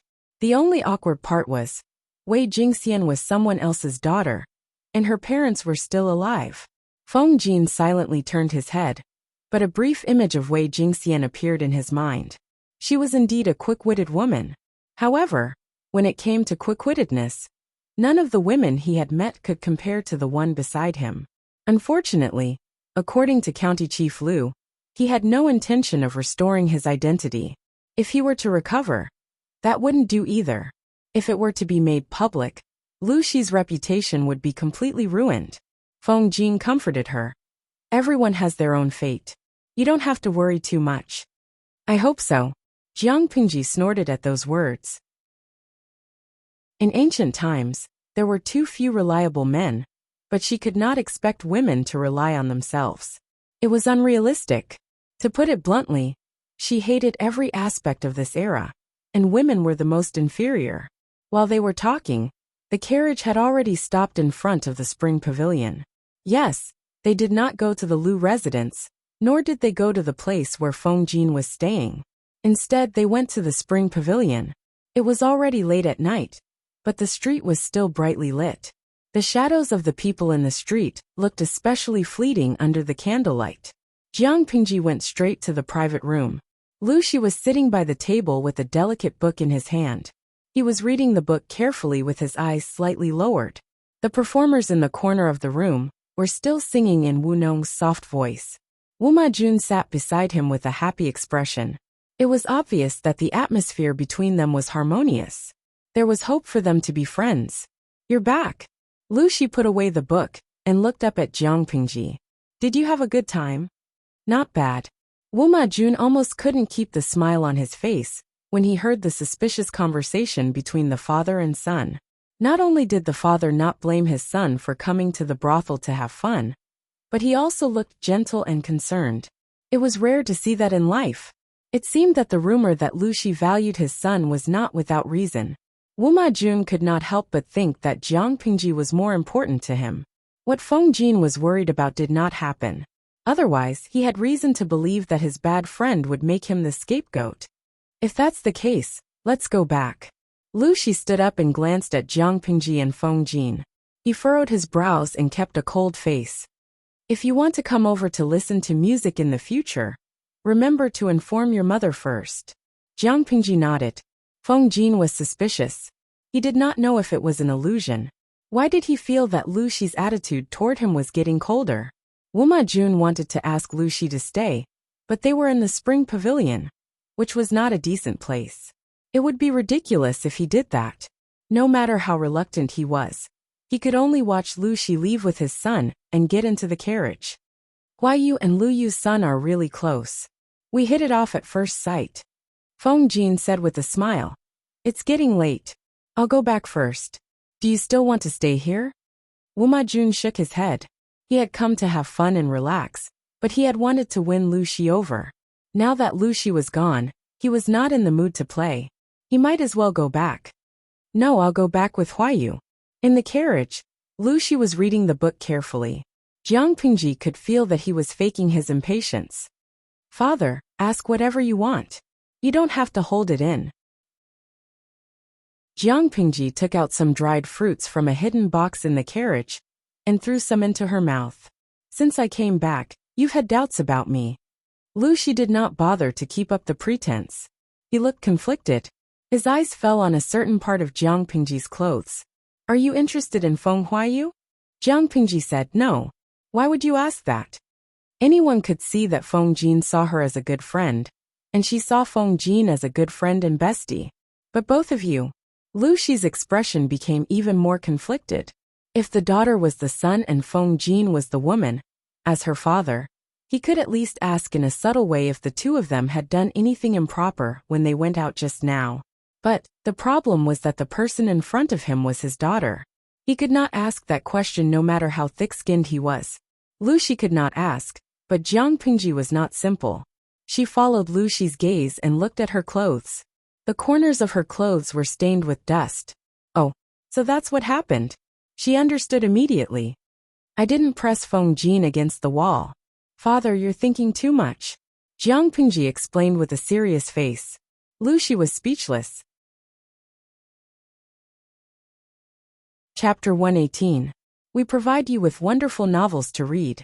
Lu Shi's lips quivered. He suddenly felt helpless about his daughter's explanation. He realized something horrifying. He subconsciously felt that his daughter had done something bad to Feng Jin. Not that Feng Jin had taken advantage of her. Perhaps, compared to his daughter's clean clothes, the dust stains on Feng Jin's clothes were more obvious. He looked like the one who had been raped and bullied. "Your explanation will only make me more worried," Lu Shi said helplessly. Why didn't he just say that there was nothing wrong? Why did he have to add another sentence? "It's best if there's nothing wrong. You're still young. That kind of thing is not urgent. Of course, if there's really something wrong, don't panic." Jiang Pingji was speechless. Zaisha Yeliankin. "My father-in-law is amazing. He's so open-minded. Is he really a native man from ancient times?" Yubi Basin Sangwashan. The host's father is a good man of the century, who was taught by the time-traveling mama. He's a national Prince Charming here, but I think he's a bit too open-minded smiley face 3 angle _. Now, I think it's normal for the host's father to have such a reaction. He's educated the host as a man through and through. He's already gotten rid of the grudge that she's a woman. Since he's a son, why would he care about those things? Kaitang Dafananti. I agree with the comment above. If the host's father still holds the host to the standards of an ancient woman, it means that he hasn't crossed the threshold in his heart. He doesn't treat the host as a real son. He still thinks of the host as a daughter, and subconsciously measures the host with the standards of a woman. This is biased and disgusting. Nongfu Shangquan Yudiangshuan. With this explanation, I suddenly feel that the host's father has a very high level of thinking. At least if it was me, even if I raised my daughter as a son, I would still think of her as a daughter. No matter what, it's impossible for her to be like a boy. In fact, the audience in the live streaming room had overly glorified Lu Shi. Lu Shi's thinking had not reached that level yet. The reason why he was so open-minded was because, from the beginning to the end, he had viewed his daughter as the future empress. She was the most supreme person in the world, and no one was qualified to be above her. Using the standards of women in the secular world to measure an emperor felt like scribbling on a magnificent painting and forcefully tarnishing a painting that was supposed to be passed down through the ages. It was as disgusting as eating an apple and discovering maggots in the latrine pit. Feng Jin and I went to Mr. Wei's mansion and climbed over the wall. These stains on my clothes were probably from that time. Jiang Pingji didn't know whether to laugh or cry. She tried to explain, so that Lu Shi wouldn't go overboard. Did she look like someone who didn't have a bottom line and wasn't serious? Although she didn't look serious, she wasn't a fickle person. In fact, her pursuit of spirituality was higher than that of ordinary people, and her standards were also stricter. She would rather have nothing than be substandard. No matter what, it was impossible for Feng Jin to be alright. Lu Shi was just about to relax when his heart skipped a beat. He asked in shock, "Climb Wei Gongsao's wall?" In the middle of the night, his daughter was climbing the walls of Wei Yuan's house with her friends. How could he do that? That's right. Didn't I leave with the 2 ladies just now? I happened to meet a suspicious woman who dressed up as a woman and snuck into Incheon house with bad intentions. So I exposed her. I didn't expect that it would turn out to be a big deal. What big deal? Lu Shi furrowed his brows. He and Wei Yuan knew each other and were friends. He knew Wei Yuan very well. If there was no inside story, then based on Wei Yuan's personality, he would definitely not let the matter rest that his daughter had climbed over his wall. The man dressed up as a woman was from Song Prefecture's Meng County. They snuck into someone else's house with bad intentions. The man I caught at Incheon House pointed to Mr. Wei's house. I was afraid that something would happen, so I went to arrest him. Lu Shi's expression softened. His daughter was doing it for the good of Wei Yuan's house. No matter how unhappy the old man was, he wouldn't target her. Instead, he would owe her a favor. And then, did you catch him? So he went to Wei Yuan's house. No wonder it took him so long. It was far from Incheon House. We've caught him, but he's brought us even more trouble. Jiang Pingji skipped over the unfortunate incident at Wei Yuan's house.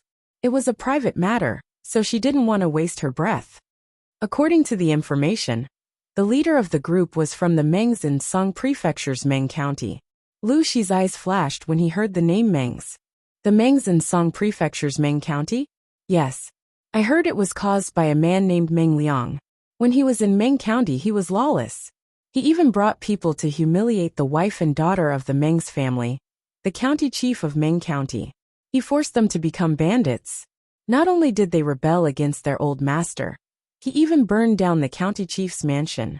Meng Liang was secretly sent away from Meng County by his family. Those people from all walks of life were also afraid of death, so they secretly followed Meng Liang, and now they came to Hejian County to create trouble. One by one, the snacks in his hand were finished. Lu Shi was dumbfounded the whole time. Such a big thing happened in Song Prefecture's Meng County? It was Jiang Pingji's turn to be dumbfounded. Father, you don't know? Lucy shook his head. Never heard of it. Although he had never heard of it, he felt that what Jiang Pengji said was true. Hu County, where he was appointed, was very far from Song Prefecture. The means of communication in ancient times were very backward, so the transmission of information was slow and inaccurate. He had been cooped up at home from Hu County for the past few days, so it was normal that he did not know about the news. It's okay. I'll send someone to ask about it when I get back. Lucy closed his eyes and tapped his right hand on his knee rhythmically. His expression was slightly stiff, as if he was enduring something. Jiang Pengji frowned when she saw his reaction. Something was wrong with his reaction.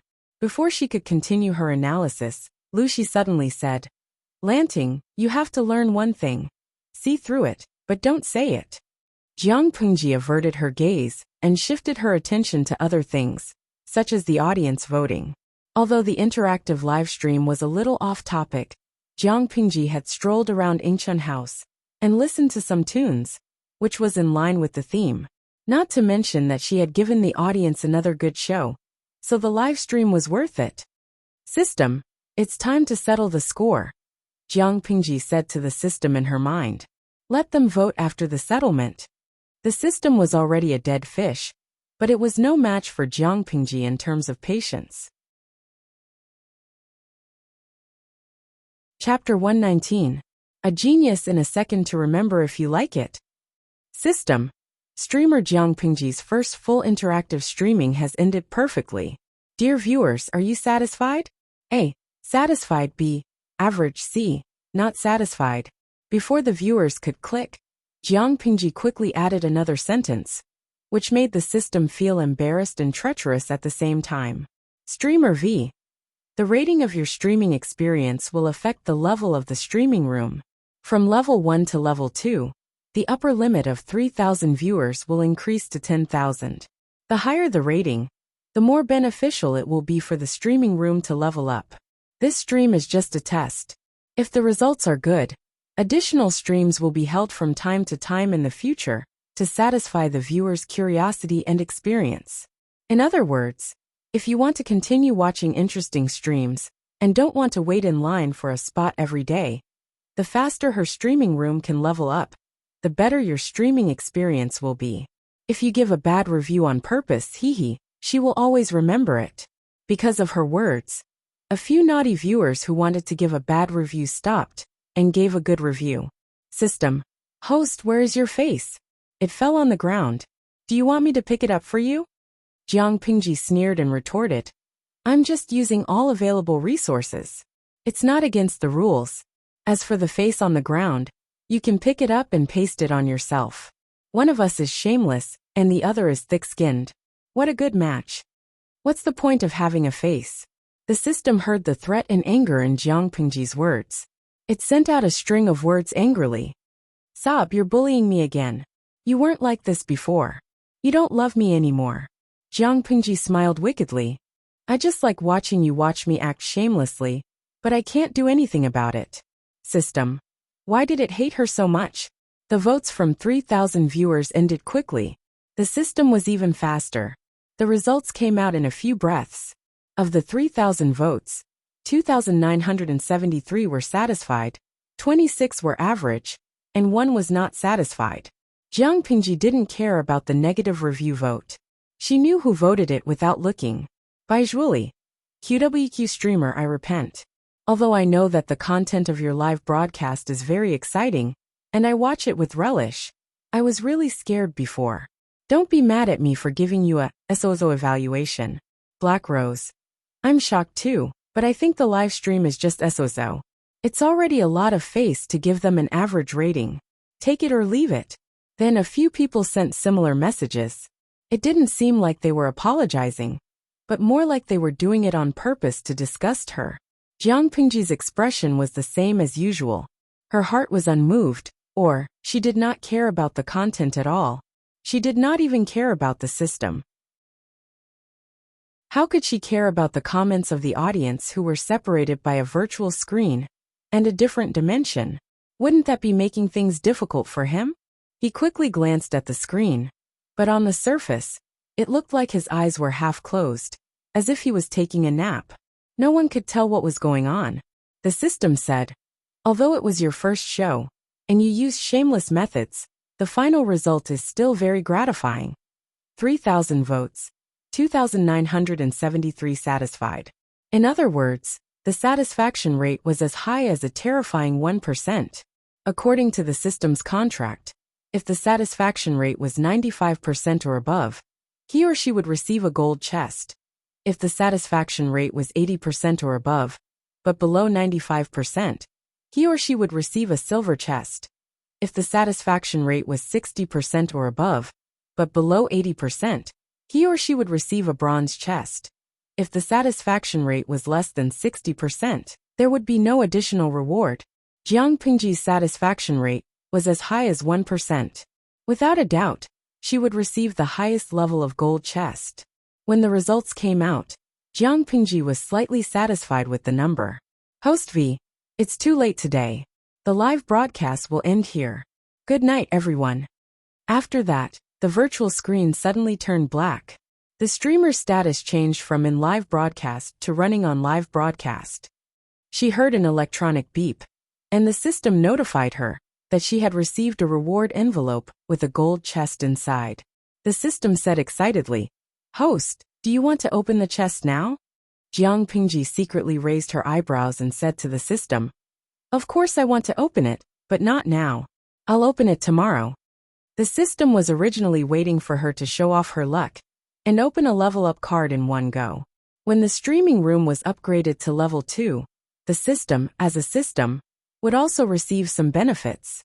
But Jiang Pingji was not anxious at all. How annoying. The emperor is not anxious, but the eunuch is. It's okay to wait for one night. Jiang Pingji did not know what the system was thinking, but it was as if she could see its anxious expression. She said leisurely, "It's not the right time. No matter how anxious you are, it's useless." The system snorted and retorted, "Host, who are you calling a eunuch?" Although it was just a system, it also had human rights. It could not be so easily trampled on. The carriage drove all the way to the Lu mansion. After Jiang Pingji bowed to Lu Shi, she went straight to her small courtyard. In another hour, the sky would be bright, but lanterns were still hung in the small courtyard.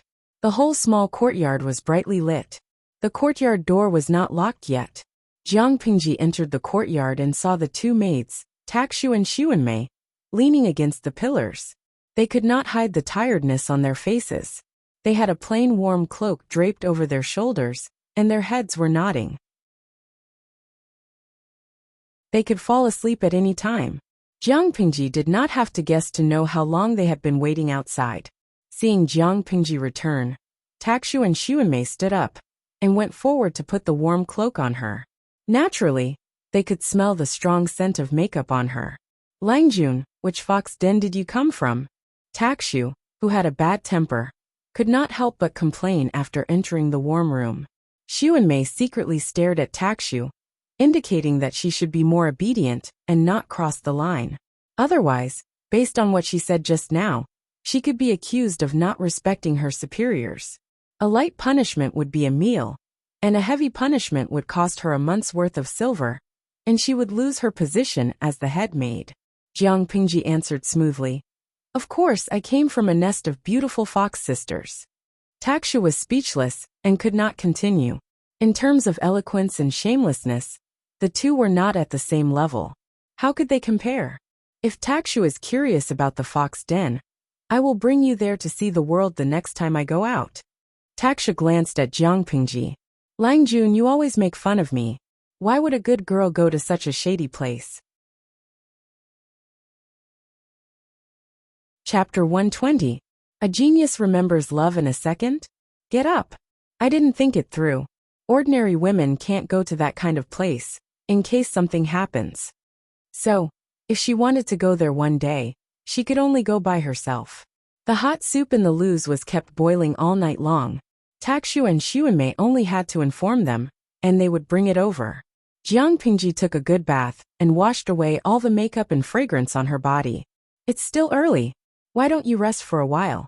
I'll wake you up when it's time." Jiang Pingji changed into her pajamas and shook her head to reject Xuanmei's suggestion.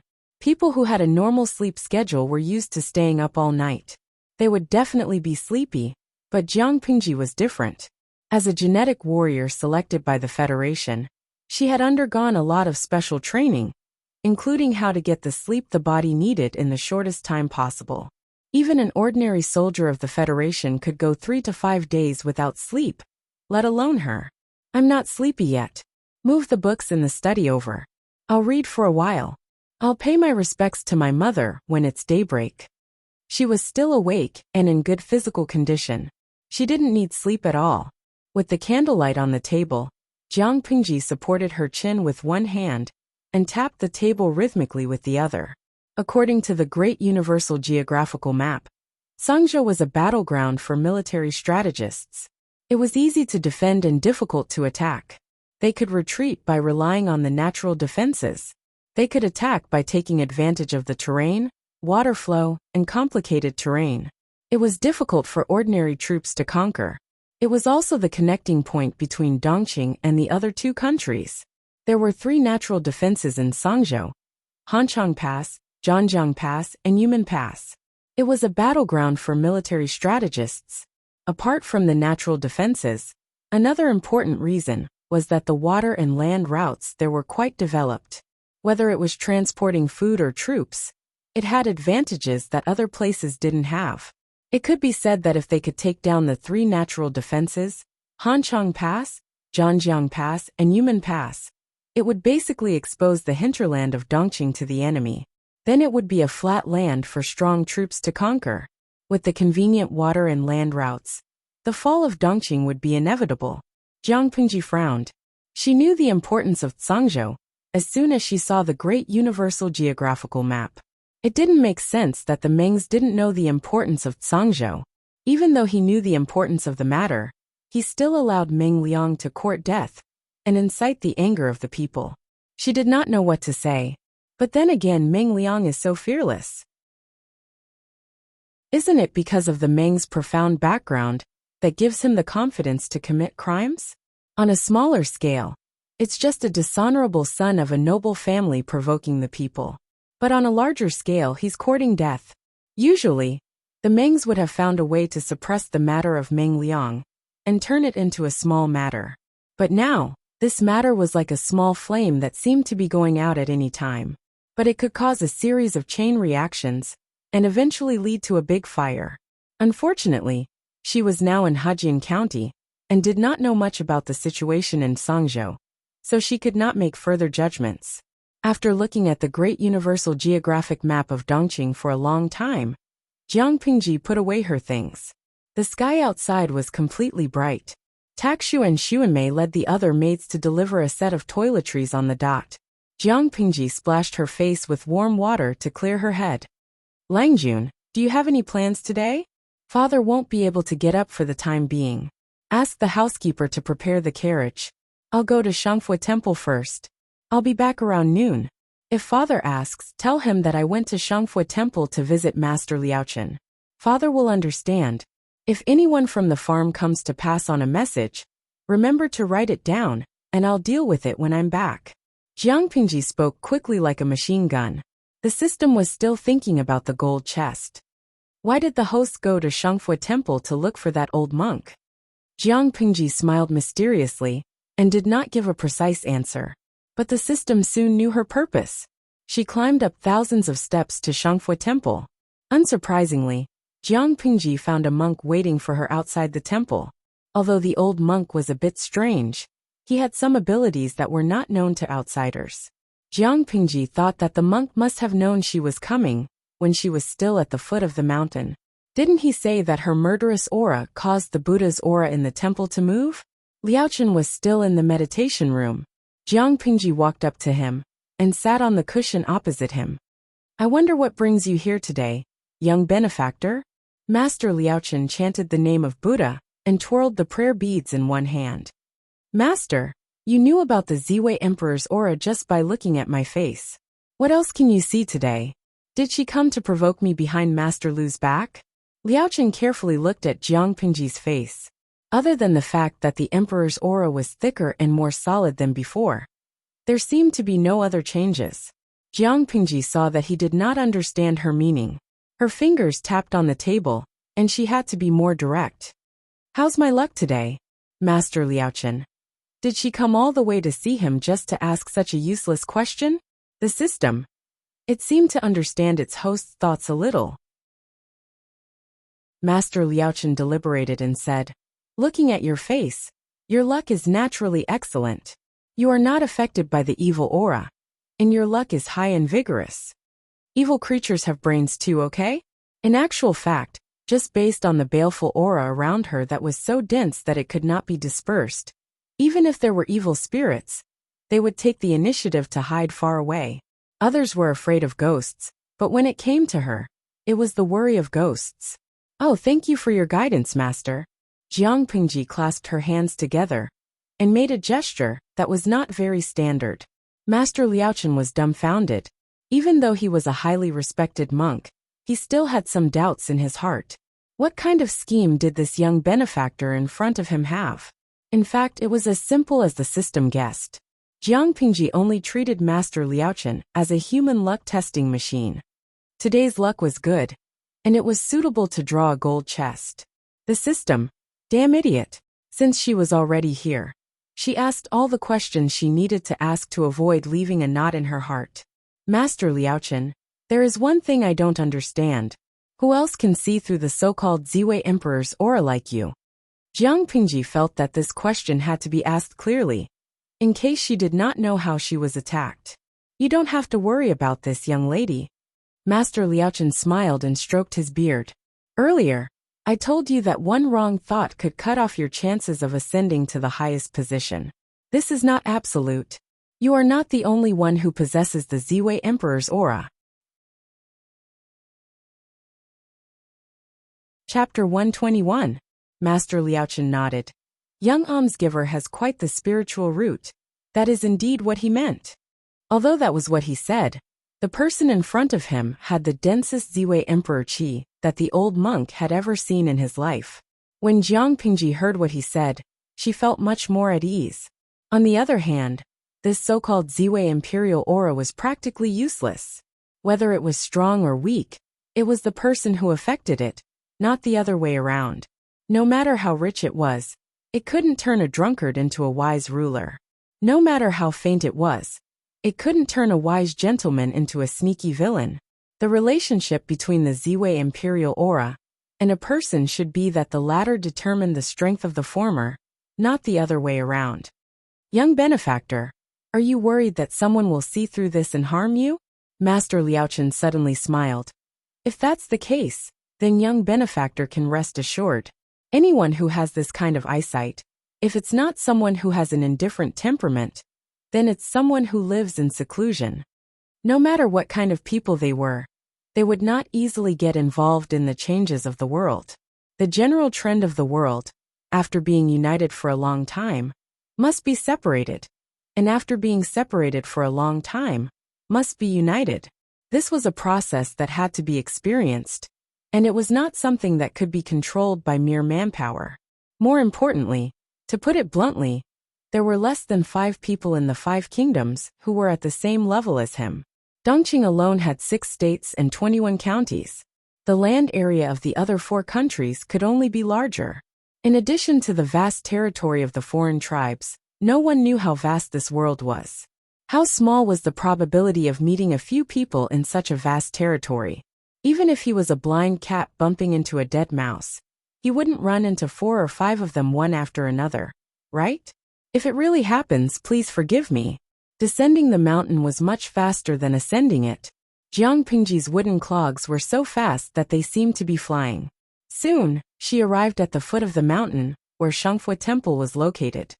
All right, you can draw a chest now. Jiang Pingji entered the carriage.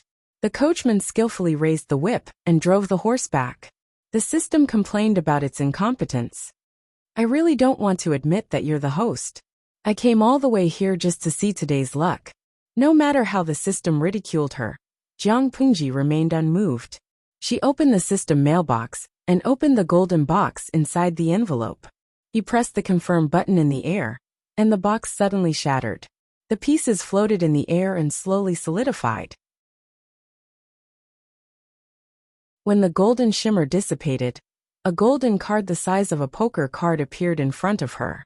The system? Damn it. Didn't they say that the drop rate of the level up card was extremely low? Jiang Pingji raised her hand and took the level up card. She had a faint smile on her lips. She was not surprised by the result of the lucky draw. See, what did I say? It's red enough, right? The system, which was already a useless fish, said weakly. Let's toast tea to the lucky king. Jiang Pingji laughed involuntarily. She clamped the level up card between her two fingers. She exerted a little force on her knuckles, and an option appeared in front of her. Little Angel System kindly reminds you that the host is currently a level 1 streamer. After using the card, the host will be promoted to level 2. The number of viewers in the live broadcast room will increase to 10,000. Are you sure you want to use the level up card? A yes, B no. Did she even have to think about it? Since it was a free card, it would be a waste if she didn't use it. Jiang Pingji did not say anything else and opened the option A. There was a crisp rustling sound in her mind. The edge of the virtual screen that was turned off exuded a light gold color. And then it went silent. System announcement. Congratulations to the host, Jiang Pingji, for officially becoming a level 2 streamer. The upper limit of the live broadcast room has been expanded to 10,000 viewers. Clusters of fireworks exploded on the virtual screen, and the originally simple and plain live broadcast interface had some light-colored patterns, which looked much better than the previous clean state. Jiang Pingji glanced at the upper limit. It had indeed increased to 10,000 viewers. System, start the live broadcast. Jiang Pingji ordered, and the system immediately responded. The live broadcast had just started, and a group of viewers rushed into the live broadcast room. Dayoung Wanwu. I was scared to death. I thought the streamer wouldn't start the broadcast today. Why is it so late today? Fortunately, I had the foresight to queue up a long time in advance. Otherwise, I wouldn't have been able to squeeze in. Is this the streamer herself? Much better than the video. More importantly, the streamer has a high degree of recognition. The picture quality was absolutely high definition, and the host herself had a pure natural appearance. There were no special effects that focused on her face, no special effects that made it impossible to see her facial features, no flat and thick unibrow, no sharp chin that could stab a person to death, or a face with strange proportions. She was a clear stream in the world of live broadcasting. Mama doesn't have to worry about the baby's face blindness getting worse smiley face 3 angle _Yajutsan. I heard that the streamer went to the brothel yesterday. I was heartbroken. I didn't manage to squeeze in until the end.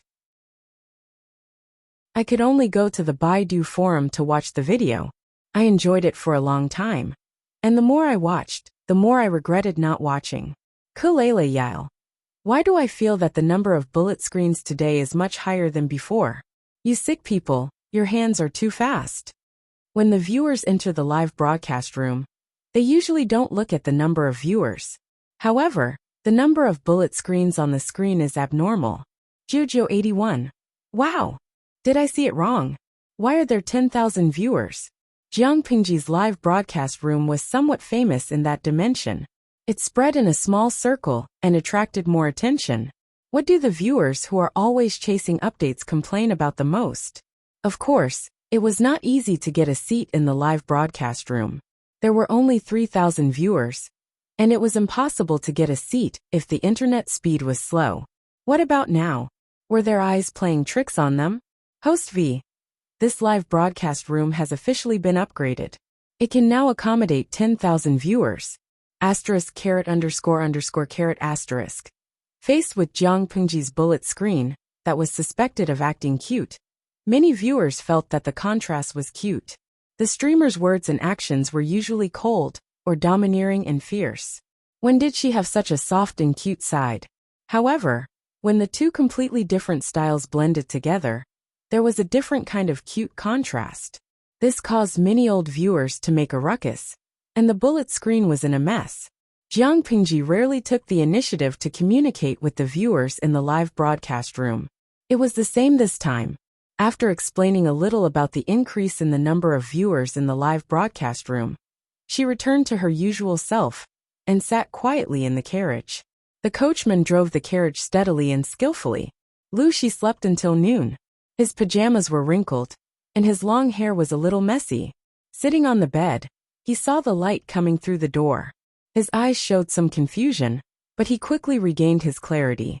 Outside the room, a maid heard the movement and asked in a gentle voice, "Master, are you awake?" "Yes, I'm awake." He tidied up his appearance a little, and the maids who had been waiting outside the door for a long time filed in. The whole process was silent. Chapter 122. There weren't many masters of the Lu residence. Other than Lu Shi, the second lady, Madame Hu, and the second Lang Jun, there were only the two concubines and their sons and daughters, who rarely appeared in public. The masters had gentle temperaments, and would not deliberately make the work of the servants more difficult. In addition, the rules and regulations left by the late wife were clear, so as long as the servants of the Lu mansion completed their tasks, they would have plenty of free time to rest. Tong Sanyang was on her way to the embroidery workshop to buy a new batch of embroidery thread when she passed by a corner gate. What do you think happened in Song Prefecture in Meng County? The new purchasing manager of the Lu residence and a few people dressed like commoners were whispering at the corner gate. Tong Sanyang happened to hear the entire conversation. The manager was a little angry at first, but when he saw that it was Tong Sanyang, he couldn't help but put on a flattering smile. He cupped his hands and bowed. "Aunt Tong." Tong Sanyang was 21 years old and unmarried. According to Dongqing's laws, she had to pay an extra tax. Her brother and sister-in-law felt embarrassed and forcefully forced her to get married. She agreed and went to plead with Madame Hu, persuading her to set up her own household. This was the first time in the entire Lu residence. She had Madame Hu's support, so the other managers didn't dare to offend her. Tong Sanyang's expression was cold. "You mentioned Song Prefecture in Meng County. What's going on?" The merchants who were stared at by her felt pressured. They lowered their heads and whispered, This, speak." The merchant broke out in a cold sweat and said quickly, "We are traveling merchants from Meng County in Song Prefecture. Your mansion ordered a batch of goods from our master, but they were robbed by a group of refugees and bandits when they were delivered. We are here to ask for your grace to be more lenient on the deadline. We didn't mean to delay your time, but Meng County is in a mess now. Looting and burning are everywhere. They were just a group of ordinary merchants. How could they resist the robberies? Even though the Lu residence wasn't big, their food, clothing, and necessities were all exquisite. Every year, they needed to purchase a lot of goods, and they were generous. They were big customers, but the goods they sent were robbed before they could even leave Meng County. Now that they couldn't return the goods, they could only come to the Lu residence to negotiate." After hearing this, Tong Sanyang felt like she had lost her ability to speak. If something had happened in another county, she wouldn't have lost her composure like this. But the problem was, that was Meng County, Song Prefecture. "When did this happen?" Tong Sanyang asked coldly. The commoners bowed their heads and answered honestly, but they didn't expect Tong Sanyang to sneer at them. Although Meng County in Song Prefecture is within Song Prefecture, it is not very far from Hejian County. It will only take half a month to travel between the two counties at top speed. Such a big thing happened in Meng County. Why hasn't Hejian County heard anything about it after so long? The merchants complained incessantly. They had a lot of bitterness in their hearts, but they had no place to vent it. "Aunt Tong, this incident has been known for a long time. However, the Meng army has gone too far. They don't allow refugees to enter and leave Meng County as they wish, and they also don't allow this news to spread. We wanted to transport the goods out, but we were stopped. After much difficulty, we managed to get the customs documents, but we were robbed by the mob." As they spoke of the sad part, the men were in a sorry state. The money that the Lu residents earned from the goods they ordered every year was enough for them to live on for half a year. Now that the goods were robbed by the mob, they lost their goods and money, and they almost died on the way to Hejian County. Their days were like hell, and just thinking about it made them sad. If the Lu residents felt that they were wasting time and asked for compensation, then their losses would be even greater. Tong Sanyang's face turned solemn, and her palms were sweaty. She seemed to remember something. This matter is of great importance, and we need Master's attention. How about this? Let the steward take you to wash up, and I will report this to Master. If you have anything to say, you can tell Master later. When Tong Sanyang told Lu Shi about the incident, he was burning incense and practicing calligraphy. He was surrounded by a tranquil atmosphere. He put down the brush in his hand without changing his expression. If that's the case, let's ask those people to come here. He was wondering why only a few people knew about such a big incident in Meng County. It turned out that the Meng army had intentionally blocked the news. The Meng army? Lu Shi felt a flash of coldness in his heart, and a murderous look flashed across his calm eyes. How could you have such a day? Nay. The horse let out a long sigh, and the carriage slowed down until it stopped in front of the Lu residence. Jiang Pingji got out of the carriage and jumped off before the coachman could bring the bench. She saw that there was an unfamiliar carriage parked in front of the door. She frowned and asked the gatekeeper, "Is there a guest?" The gatekeeper answered respectfully, "Second Langjun, it's the lady's maiden family." Mother sighed. Jiang Pingji raised her eyebrows. "I wonder who it is."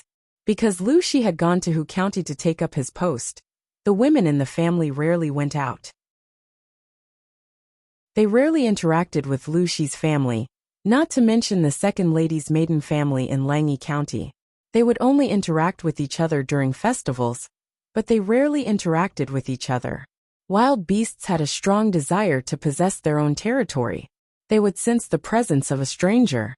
Although Jiang Pingji had not reached that level yet, along the way, there were indeed some unfamiliar traces in the Lu residence that should not have been there, which made her unhappy. Before she entered the house, she could already hear the soft and sweet voice of a young girl coming from inside. The young girl looked to be about 13 or 14 years old, wearing a pink dress. Her eyebrows were like the mountains in the distance, and her skin was like a peach blossom with a smile. Her cheeks carried a bit of baby fat, making her look even younger. Her eyes seemed to be filled with a clear spring, clear and bright. Her nose was tall and straight, and her cherry lips were red even though they weren't dotted, causing one to be unable to help but think of the blooming peach blossoms under the spring sun. "TSK, another budding loli. Uncle, is this cousin Lanting?"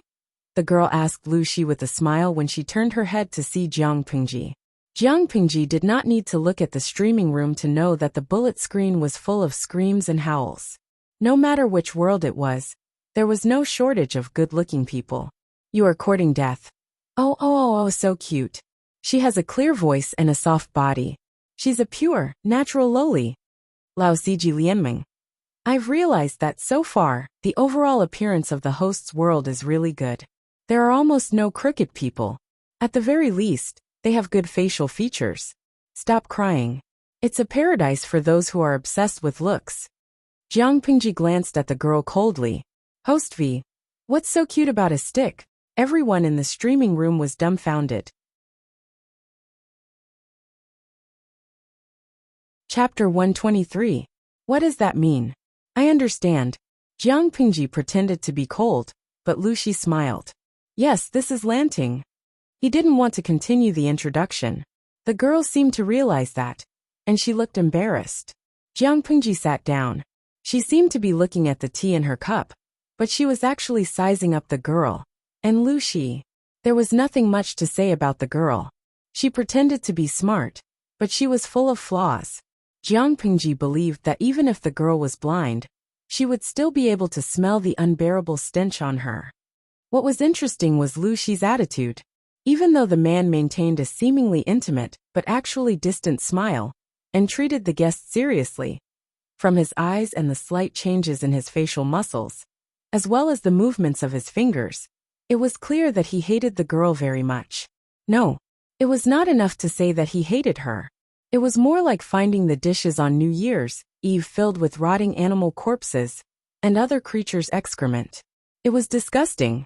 The girl seemed to want to talk about Jiang Pingji, but Lu Shi steered the topic away. The two seemed to be friendly, but they talked for a long time. Finally, the girl talked about the main purpose of the visit. She wanted to see the second lady. Jiang Pingji thought Lu Shi would refuse or delay, but she didn't expect him to agree without thinking. She frowned and took the initiative to say to Lu Shi, "The doctor said that my mother is depressed, and it's not good for her to recover. I think she will be happier if she hears that someone from her family is here. You haven't been here for a long time, so I'm afraid you don't know much about the place. I'm overstepping my boundaries. I'll take you to my mother's place." Lu Shi frowned, but he didn't say anything. "Why are you looking at me like that?" Jiang Pingji caught the girl's gaze, as if she had eyes on the back of her head. The girl blushed. "Lanting, the emperor is walking in front. How can you say that I'm peeking at you?" Jiang Pingji said coldly. "Oh."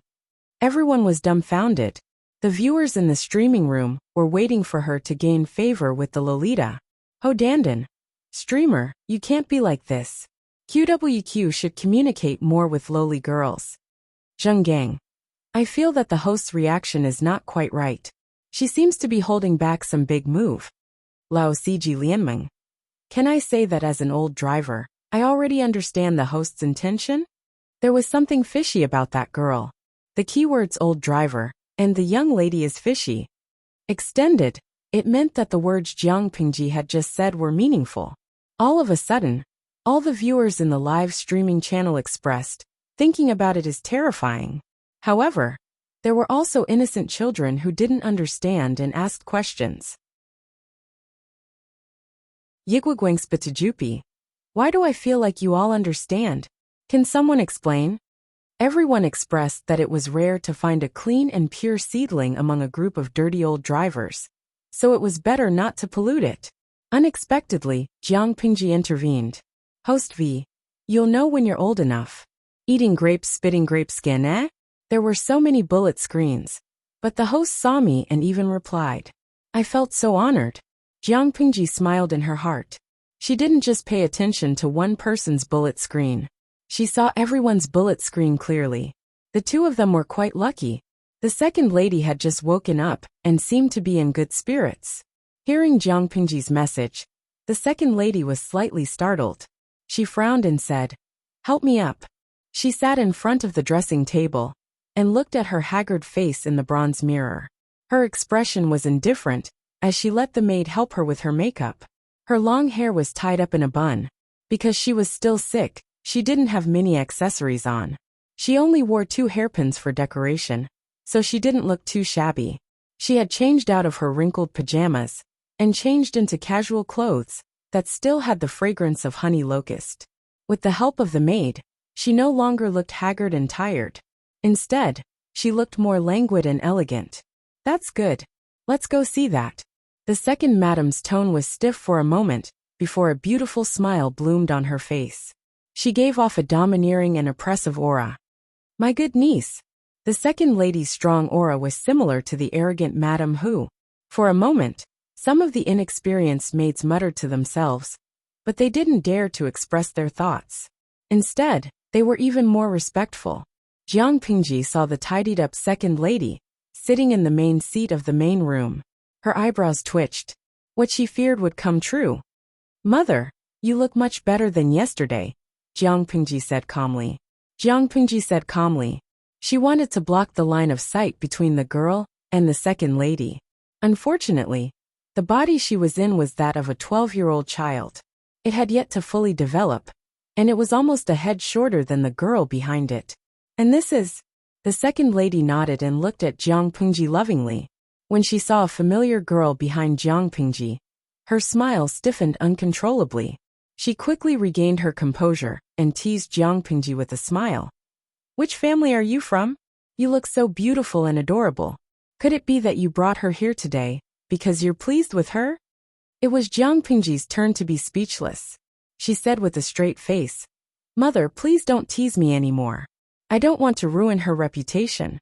Could it be that the maidservant who notified Mother just now didn't tell Mother clearly that there's a guest at home today, and it's a cousin from Mother's maiden family? The second lady covered her mouth with her handkerchief and chuckled. She glanced at Jiang Pingji. "You've really grown up. Can't I tease you a little?" After saying that, the second lady shifted her gaze to the girl. She looked at her from head to toe without batting an eyelid. She had a familiar expression on her face. You look very familiar. I wonder which sister you are. Why did they allow you, a girl, to come all the way to Hejin County? The girl turned her head to look at Jiang Pingji awkwardly. She pulled her handkerchief nervously and looked at the second lady longingly. What was going on? She was hinting that it was inappropriate for an outsider like her to be present if she had something important to say to the second lady. Jiang Pingji looked at the girl's movements and eyes in silence. She sneered in her heart. She was smart enough to see through the girl's hint. However, she didn't want to follow the girl's wishes. She refused to move and didn't give her a chance to talk to the second lady alone. The atmosphere was awkward. In the end, the second lady asked Jiang Pingji to leave. Although she was sent out, her 5 senses were heightened at this moment. Even though she was 30 to 50 meters away, she could still clearly hear the conversation between the two people in the room. It wasn't that she had any ulterior motives, but she was worried about the second lady. After making sure that Jiang Pingji was far away, the second lady looked at the girl. You've grown up. As soon as the second lady opened her mouth, the girl suddenly knelt down and kneeled in front of the second lady. Her voice was choked with emotion. Mother, I miss you. Chapter 124. Mother, Son. The spectators were so shocked that they dropped their melon seeds. With the help of the special hidden camera angle of the streaming system, the audience in the streaming room could clearly see what was happening in the room, even if they did not have Jiang Pingji's 5 senses. They expressed that they were all scared out of their wits. You're courting death. I'm scared to death. Could it be that the girl is the original owner of the host's body? If she wasn't the original owner of this body, why would she call the second Madam Mother? At first glance, this logic seemed to be somewhat interesting. However, if one thought about it for a bit, they would know that it was nonsense. Lao Siji Lianmeng. Now is not the time to worry about this, right?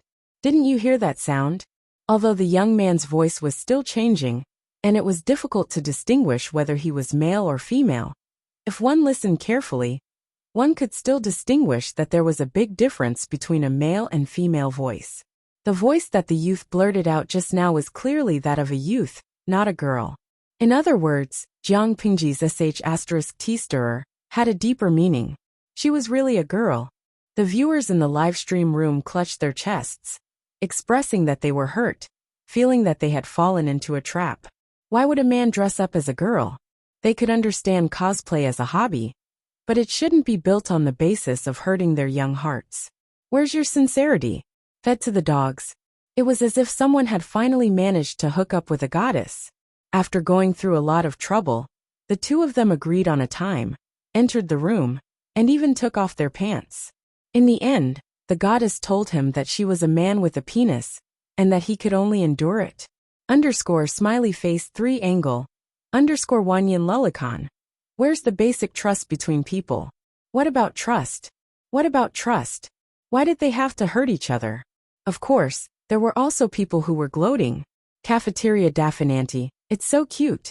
It must be blue boy paper. */w***. Jiang Pingji was speechless. Can you straighten your tongue before you speak? It didn't take me much effort to get it. I thought I would have to turn the entire Hejin County upside down. I didn't expect it to come to me. She casually plucked a leaf, wiped it clean, and held it in her mouth. She had a sloppy look on her face, without the slightest hint of elegance. The system was puzzled. What do you mean by that? Jiang Pingji secretly rolled her eyes. Do you still remember what happened yesterday? He is the leader I'm looking for. He's Meng Liang. The system was so shocked that it typed a few exclamation marks. So he's trying to sneak into the Lu residence and cause trouble. I'm afraid that's not his main purpose for coming to the Lu mansion, Jiang Pingji said calmly. Rather than saying that he sneaked in, it's better to say that he moved in openly. His purpose is to get the Lus to help him conceal his identity. Don't forget that Meng Liang is being chased by a captain who disappeared. Maybe that captain is just hiding and following him, waiting for an opportunity to assassinate him. But, how did you know he was Meng Liang? The system expressed that it had initially thought that the other party was a pure girl. Judging from her initial attitude, she should have seen through his disguise the first time they met. If it had not happened last night, the expression on Meng Liang's head would have been a man dressed as a woman with a promiscuous private life. But Jiang Pingji had already known about Meng Liang's actions. She did not kill him the moment they met, which was something to be thankful for. Jiang Pingji said lightly, "With your IQ, I think it's hard to explain. The system. F***ck. Mother, I miss you." The girl. No, Meng Liang could not stop crying. In comparison, the second wife's reaction was more thought-provoking. "You have your own parents to love you. Who am I, your mother?" She looked down, as if she had seen through the mortal world, but there was a hint of sadness and pity in her eyes. Meng Liang, who had been observing her in secret, saw it. "Mother, are you reprimanding me for not being filial and forcing me to die?" Meng Liang's eyes were red as he bit his lower lip and whispered, "Mother, you're a good person. After separating from father, you got married. Did you think about my situation with brother in the Meng family?" That sentence was like a sharp snow-white knife, piercing into the second madam's heart. A fatal stab. That lowly servant girl instigated father all these years. Not only did she suppress and treat brother harshly, she also supported our son both openly and secretly. Not only did she cause dissension between our son and brother, she also intentionally turned our son into a playboy until he committed a grave mistake. What a vicious scheme to kill two birds with one stone. The second wife looked down at Meng Liang, who was kneeling on the ground and holding back his tears. She said coldly, "You've seen it clearly. Mother, you have to save me this time." Meng Liang looked up, his face full of tears. "If mother did not do anything, I would not have been able to live. Mother, I beg you, you have to save me. I'm not afraid of death. I just don't want to die with a bad reputation. If I die, that **tch will not let brother go." The second wife raised her hand to her forehead. Her head was throbbing. "A man doesn't cry easily. You're crying like this. What's the difference between you and a girl? That **tch is good. She raised you into a man who is neither a man nor a woman. You don't have the noble bearing of Duke Meng. You know she's trying to kill you by flattering you. Why didn't you control yourself? Instead, you chose to indulge yourself." Her voice became stern and she scolded him. Meng Liang looked respectful on the surface, but he was secretly clenching his fists. The second wife's heart softened. "Tell me, what did you do this time?" "Mother, don't be angry. I didn't want this to happen," Meng Liang quickly said. "Although I know she's trying to kill me by flattering me, I've been wearing this mask for too long. In the end, I can't tell who is who. I swear to you that I did not do those heartless things. That **tch deliberately framed me. She wanted to destroy me completely to pave the way for the baby in her belly." "Get to the point." The second wife's chest was heaving up and down. She seemed to be angry. Meng Liang mumbled about what happened in Song Prefecture's Meng County. However, when it came out of his mouth, he had another explanation. "The death of the commandant's wife and daughter really had nothing to do with me. That was clearly a false accusation. But because of my ridiculous behavior, everyone in the Meng family believed it was true. That **tch even hit me when I was down. Father said that he doesn't have a son anymore. He even wanted to use rattan to beat me to death. If I hadn't pretended to be a maid and escaped, I'm afraid I would have been." At this point, Meng Liang's body trembled. He seemed to remember the feeling of being beaten by rattan. Chapter 125. A genius in a second. Remember to go away? We provide you with exciting novels to read. Wanyan Lilikan. Listening to their conversation, I suddenly feel sorry for the boy named Meng Liang. His mother divorced his father at a young age, and he seems to have an evil stepmother. Most of the ridiculous things he did after that were led by someone else. Even if he's responsible, it's only 50%. After all, it's hard for a child to survive without his mother's protection in ancient times.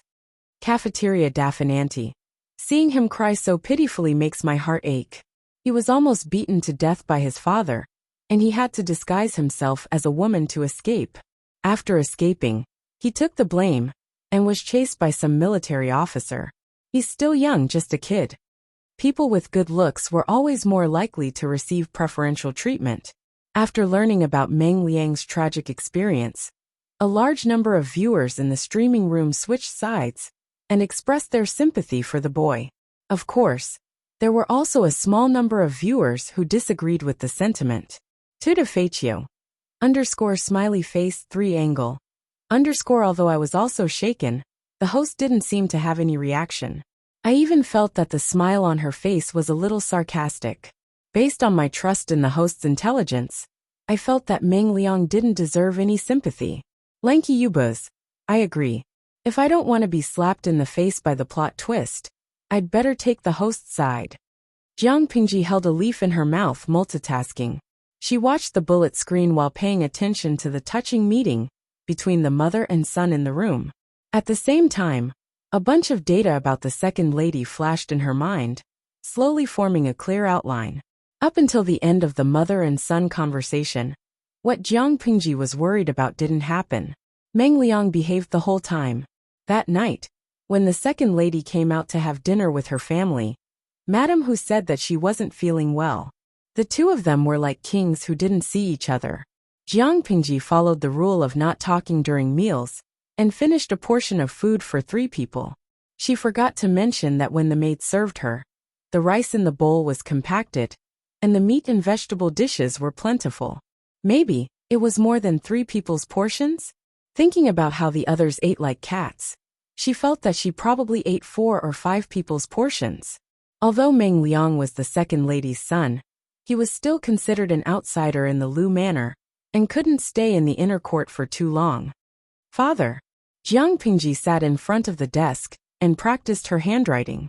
It was better to have someone to teach her. At least her handwriting had improved a lot. Lu, she grunted in response.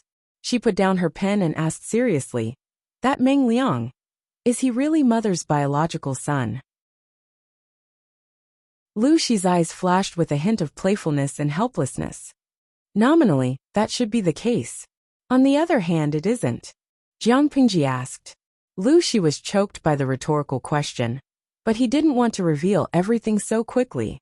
He still wanted to struggle. Yes or no? What's the difference between the two? If it is, leave his corpse intact and give him the last bit of dignity. If it isn't, he will naturally die without a complete corpse. Leaving him alive is just a waste of food. Jiang Pingji wouldn't take the initiative to poke her nose into other people's business, but it was a different story if someone took the initiative to bump into her. Lu Shi focused on the former and asked in disbelief, if Meng Liang was really your aunt's son, would you? Why would you think that I wouldn't? Jiang Pingji looked at him in confusion. Does it have anything to do with family? Lu Shi was stumped by the question. Legally, it didn't have anything to do with the family. But what about the family? Jiang Pingji took a sip of tea to moisten her tongue. What you said just now also shows that Meng Liang isn't. It's impossible to argue with a non-existent hypothesis over an impossible question. She felt like she had nothing better to do.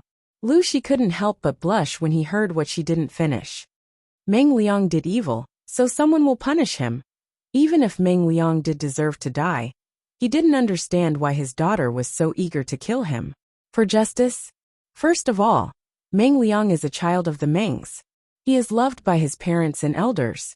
Look at how much trouble he caused in Song Prefecture. How did the Mengs deal with him? He was secretly sent out of Song Prefecture to seek protection in Shangjing. In other words, Meng Liang is someone the Mengs must protect. The government still has to rely on the Mengs' reputation, and the Mengs also need to guard Song Prefecture. So how could Meng Liang die? Meng Liang escaped from Song Prefecture, and even had the mood to harm the girls in Hejian County. How was he in danger? As for seeking protection from the Lus, half of the reason was that he was being hunted by the county military officer. With Lu Shi's influence in Hejian County, the county military officer couldn't do anything to him. So Meng Liang could rest easy. The other reason was that he had his eyes on the women of the Lus. Lu Shi had to admit that what Jiang Pingji said was true, but he didn't think it was a reason for her to want Meng Liang's life. I don't want to hear these high-sounding reasons. Tell me what's on your mind. There are 3 reasons. First, a cockroach jumped into my house. Can I slap it to death? Second, Meng Liang entered the house under the guise of my mother's daughter. That identity can save his life, but it can also kill him. It's a good opportunity, and I don't want to miss it. Even if someone died, it would be the second lady's niece. What did it have to do with Meng Liang? What's the third reason? Lu Shi thought that was her reason. Meng Liang is useless, but it's worth it to use his life to buy people's hearts. Jiang Pingji smiled. The corners of her eyes turned up as she smiled, which made her look more cunning. Lu Shi sat where he was in silence. Buy people's hearts? For that county military officer? Haha, it was a good deal. But Dongqing hadn't been destroyed yet. Was it a good idea for his daughter to cause trouble so early? Lu Shi had misunderstood. Was Jiang Pingji the kind of person who wanted to see the world in chaos and cause trouble everywhere? She admired the county captain. He was a courageous man.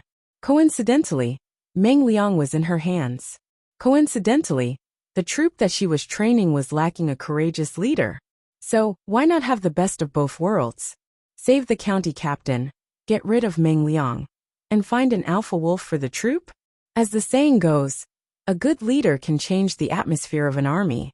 The county military officer had led troops in Song Prefecture's Meng County. Even though she didn't know how capable he was, he could betray his former master, set fire to the governor's manor, and escape unscathed. TSK. If the Mengs didn't value him, she would put him in an important position. Together with Su Ku, one was in charge of external affairs, and the other was in charge of internal affairs. It was a perfect match.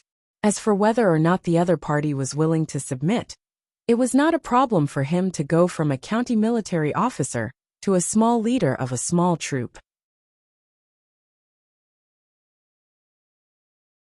Chapter 126. The system said, "So you plan to use Meng Liang's life in exchange for his loyalty? Have you asked for Meng Liang's opinion before doing so?" Jiang Pengji snorted and asked the system, "Do I need to ask for the opinion of a prisoner who has been deprived of all his rights?" The system said, "You want to go to heaven?" Jiang Pingji laughed and rolled her eyes. "I've never come down from heaven." The system was speechless. Could she be any more shameless than that? The system was not the only one who thought that Jiang Pingji wanted to go to heaven. Even Lu Shi felt the same way. At a time like this, shouldn't a normal person be thinking about how to get rid of the hot potato that was Meng Liang? Or should they be preparing to protect themselves so that they wouldn't get revenge because of Meng Liang? But what about Jiang Pingji? Her first reaction was to use Meng Liang as a favor to win him over. Could it be that this was the main reason why she could become the Taizu of the Jiang dynasty in the future? And why all her opponents who competed with her for supremacy were either killed or imprisoned forever? And almost none of them could die of old age? To be honest, for the first time Lu Shi felt the pressure on his shoulders. "Father, you don't agree?" Jiang Pingji frowned when she saw Lu Shi's silence. She recalled the conversation and felt that she had overlooked something. "It's not that I'm against it. From the bottom of my heart, I support it. But, Lanting, don't you think you're being too cold? It's just a silly assumption. But if it's true, then Meng Liang is your stepmother's son. Have you thought about how sad your stepmother will be when you say you want to kill Meng Liang with your own hands?" Lu Shi wanted to be tactful, but the words that came out of his mouth were too direct. "Your mother treats you well. Can you bear to kill her son in return?" Jiang Pingji looked down. Lu Shi's question was indeed something she had overlooked. Or rather, she had never cared about it. In ancient times, people were particular about bloodlines, but Jiang Pingji had never had such an impression. She was an orphan from the Federal War. Her parents' dates of birth and death were unknown. She had no memory of them at all. It was not that she did not remember them, but her memory had been erased. This was something that almost every genetic warrior would experience. Genetic warriors were a combat force secretly nurtured by the Federation. They were born for the sake of victory. As long as they were absolutely loyal, the rest of their memories would only be a burden. Before being nurtured, those memories were not allowed to exist. This was also to screen out the possible existence of spies. However, Jiang Pingji was probably an anomaly, because her memory had not been completely erased. She vaguely remembered some old things. Of course, those past events were not pleasant memories for a 3-year-old child. I have indeed neglected this point. However, even if I have misgivings, so what? Out of respect for my mother, I'll turn a blind eye to it? Allow a disgusting insect to strut around in front of me, and then continue to do dirty things to the women in the residence? In my opinion, this kind of conflict is meaningless. If mother blames me for Meng Liang's death. Jiang Pingji paused and smiled. Father, you've reminded me. If Meng Liang is to die, he should die by someone else's hand. Lu Shi was speechless. What she said seemed to make sense. Regardless of whether she was conflicted or not, the result would be Meng Liang's death. So, why was she conflicted?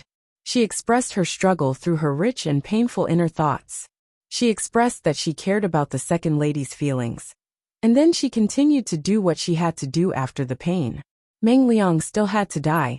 From Jiang Pingji's point of view, it was no different from taking off one's pants and farting. After a long time, Lu Shi let out a long sigh. If your mother heard this, I don't know how heartbroken she would be. Yes, she would be heartbroken, not sad. Jiang Pingji did not know that the mother Lu Shi was talking about was not the second lady. But Gu Min had once told Lu Shi that, according to historical research, the Emperor Chen of the Jiang dynasty had a very serious emotional disorder. It was a very serious mental illness, so serious that it caused political turmoil. In other words, his daughter had already started to get sick, but it was not as serious as it seemed. Thinking about this, Lu Shi's other emotions gave way to the heartache in his heart. He was secretly glad that it was better to find out sooner than later. The sooner he could see the doctor and take the medicine, the sooner he could recover. He raised his hand and stroked Jiang Pingji's hair. It's okay. Let the doctor come and take a look. You can't hide your illness for fear of treatment. What kind of illness was mental illness? Lu Shi did not understand, because he was not a doctor. That kind of problem should be solved by professionals. Jiang Pingji was speechless. She had thought that it would create a rift between her and Lu Shi, or that he would be wary of her. But things did not go according to plan. Lu Shi reminded her, Meng Liang is indeed a fake, but your mother does have a son. He is Meng Liang's brother Meng Heng. If you meet him in the future, don't fight and get along with him. He is a talented person. Was he hinting for her to poach him? Jiang Pingji thought expressionlessly. If Meng Liang is not my mother's son, why would he do that? Even if he was a fake, he should be pretending to be Meng Heng, not Meng Liang. It's a long story. The grudges of the previous generation are all about the private affairs in the backyard. Lu Shi looked worried when he mentioned it, but he did not hide it from Jiang Pingji. You are not young anymore. It's good to hear about it. Otherwise, you will be deceived in the future. Jiang Pingji was speechless. Wait a minute. There seems to be something wrong with these words. Lu Shi continued. He changed the way he addressed her to distinguish Gu Min from his second wife. When your aunt was still a virgin, her name was Gu Zhen. Although she was a daughter of a concubine, she was very close to Gu Min. She was like a mother to Gu Min, so she was not much different from a legitimate daughter. When she was 15 years old, she was engaged to Meng Zhan of the Mengs. But most men in the world like the new and hate the old, and few are devoted. Meng Zhan. I was wrong. I didn't expect him to be a beast in human skin. Jiang Pingji listened carefully and frowned. Is the Meng Zhan you mentioned the current chief of Meng Prefecture? The man who connived with Meng Liang, forced his men to betray him, and burned down the chief's manor? That was incredible. Lu Shi looked disgusted when he mentioned it. Yes.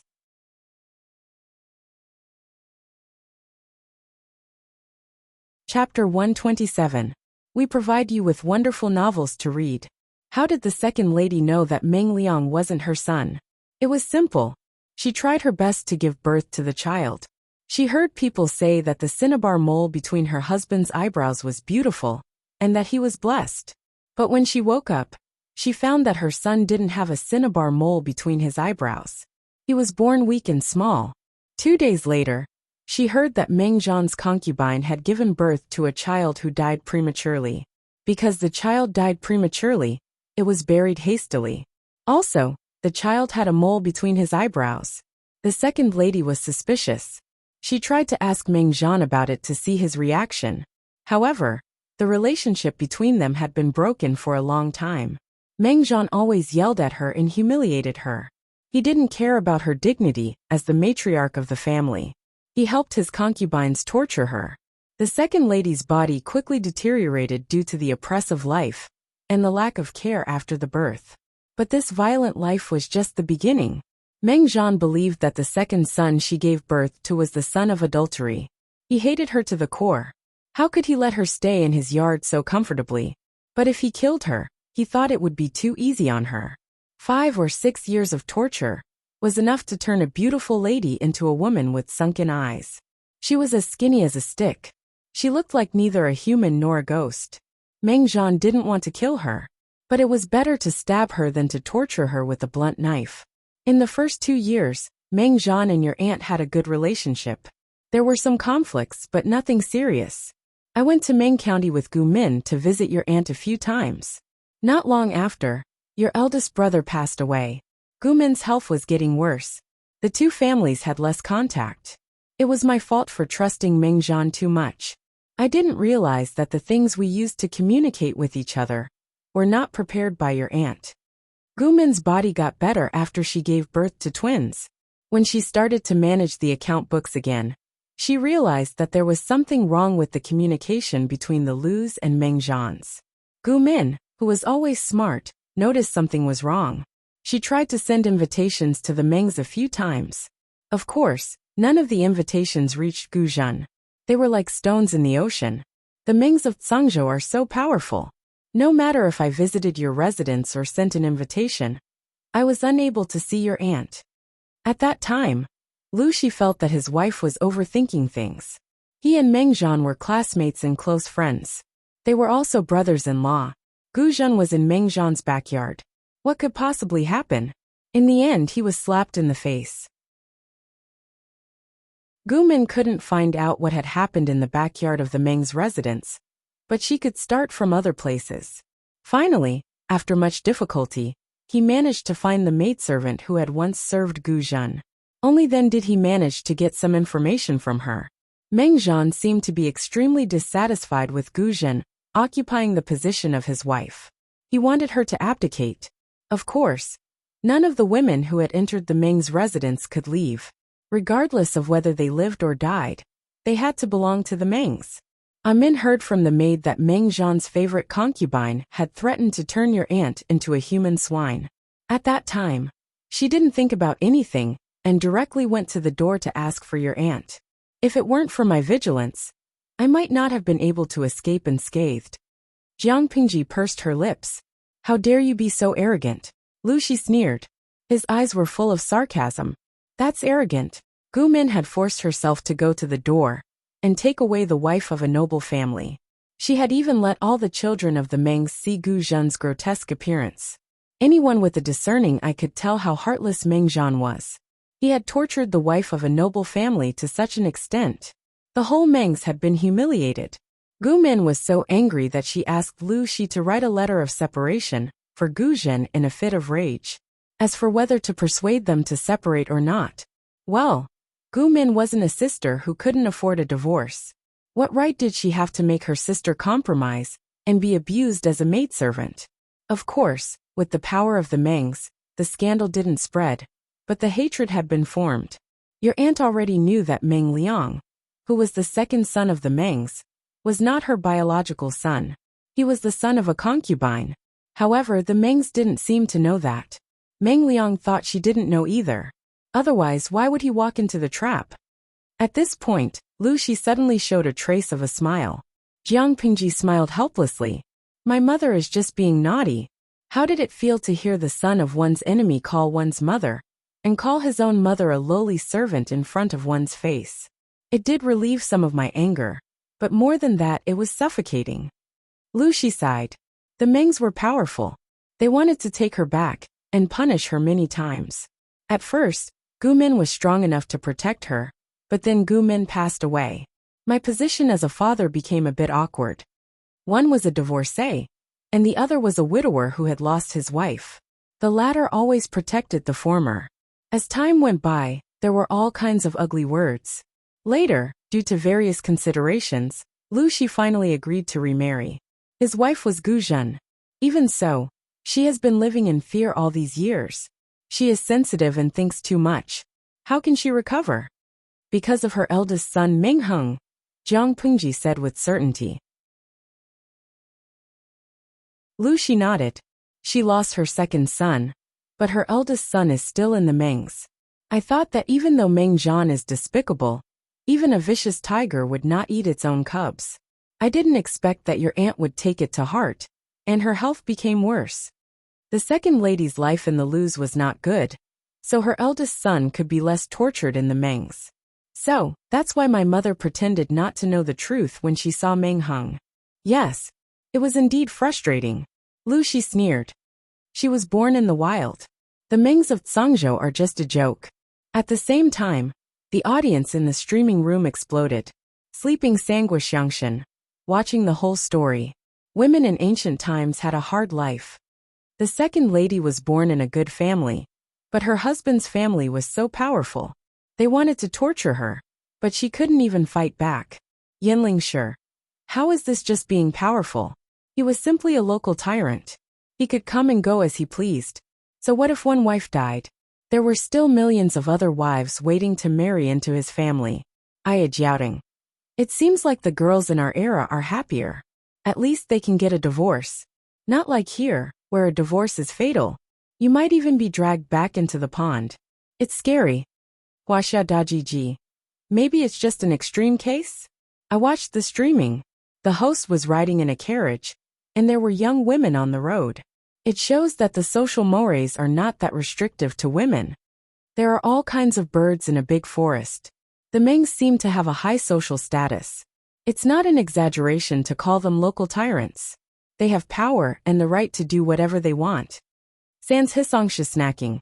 Social productivity determines social status. Even if the social mores are open now, they will be closed sooner or later. It's an unchangeable historical trend. Women's status will only get lower with men's demands. Jiang Pingji was lost in thought as she read the bullet screen.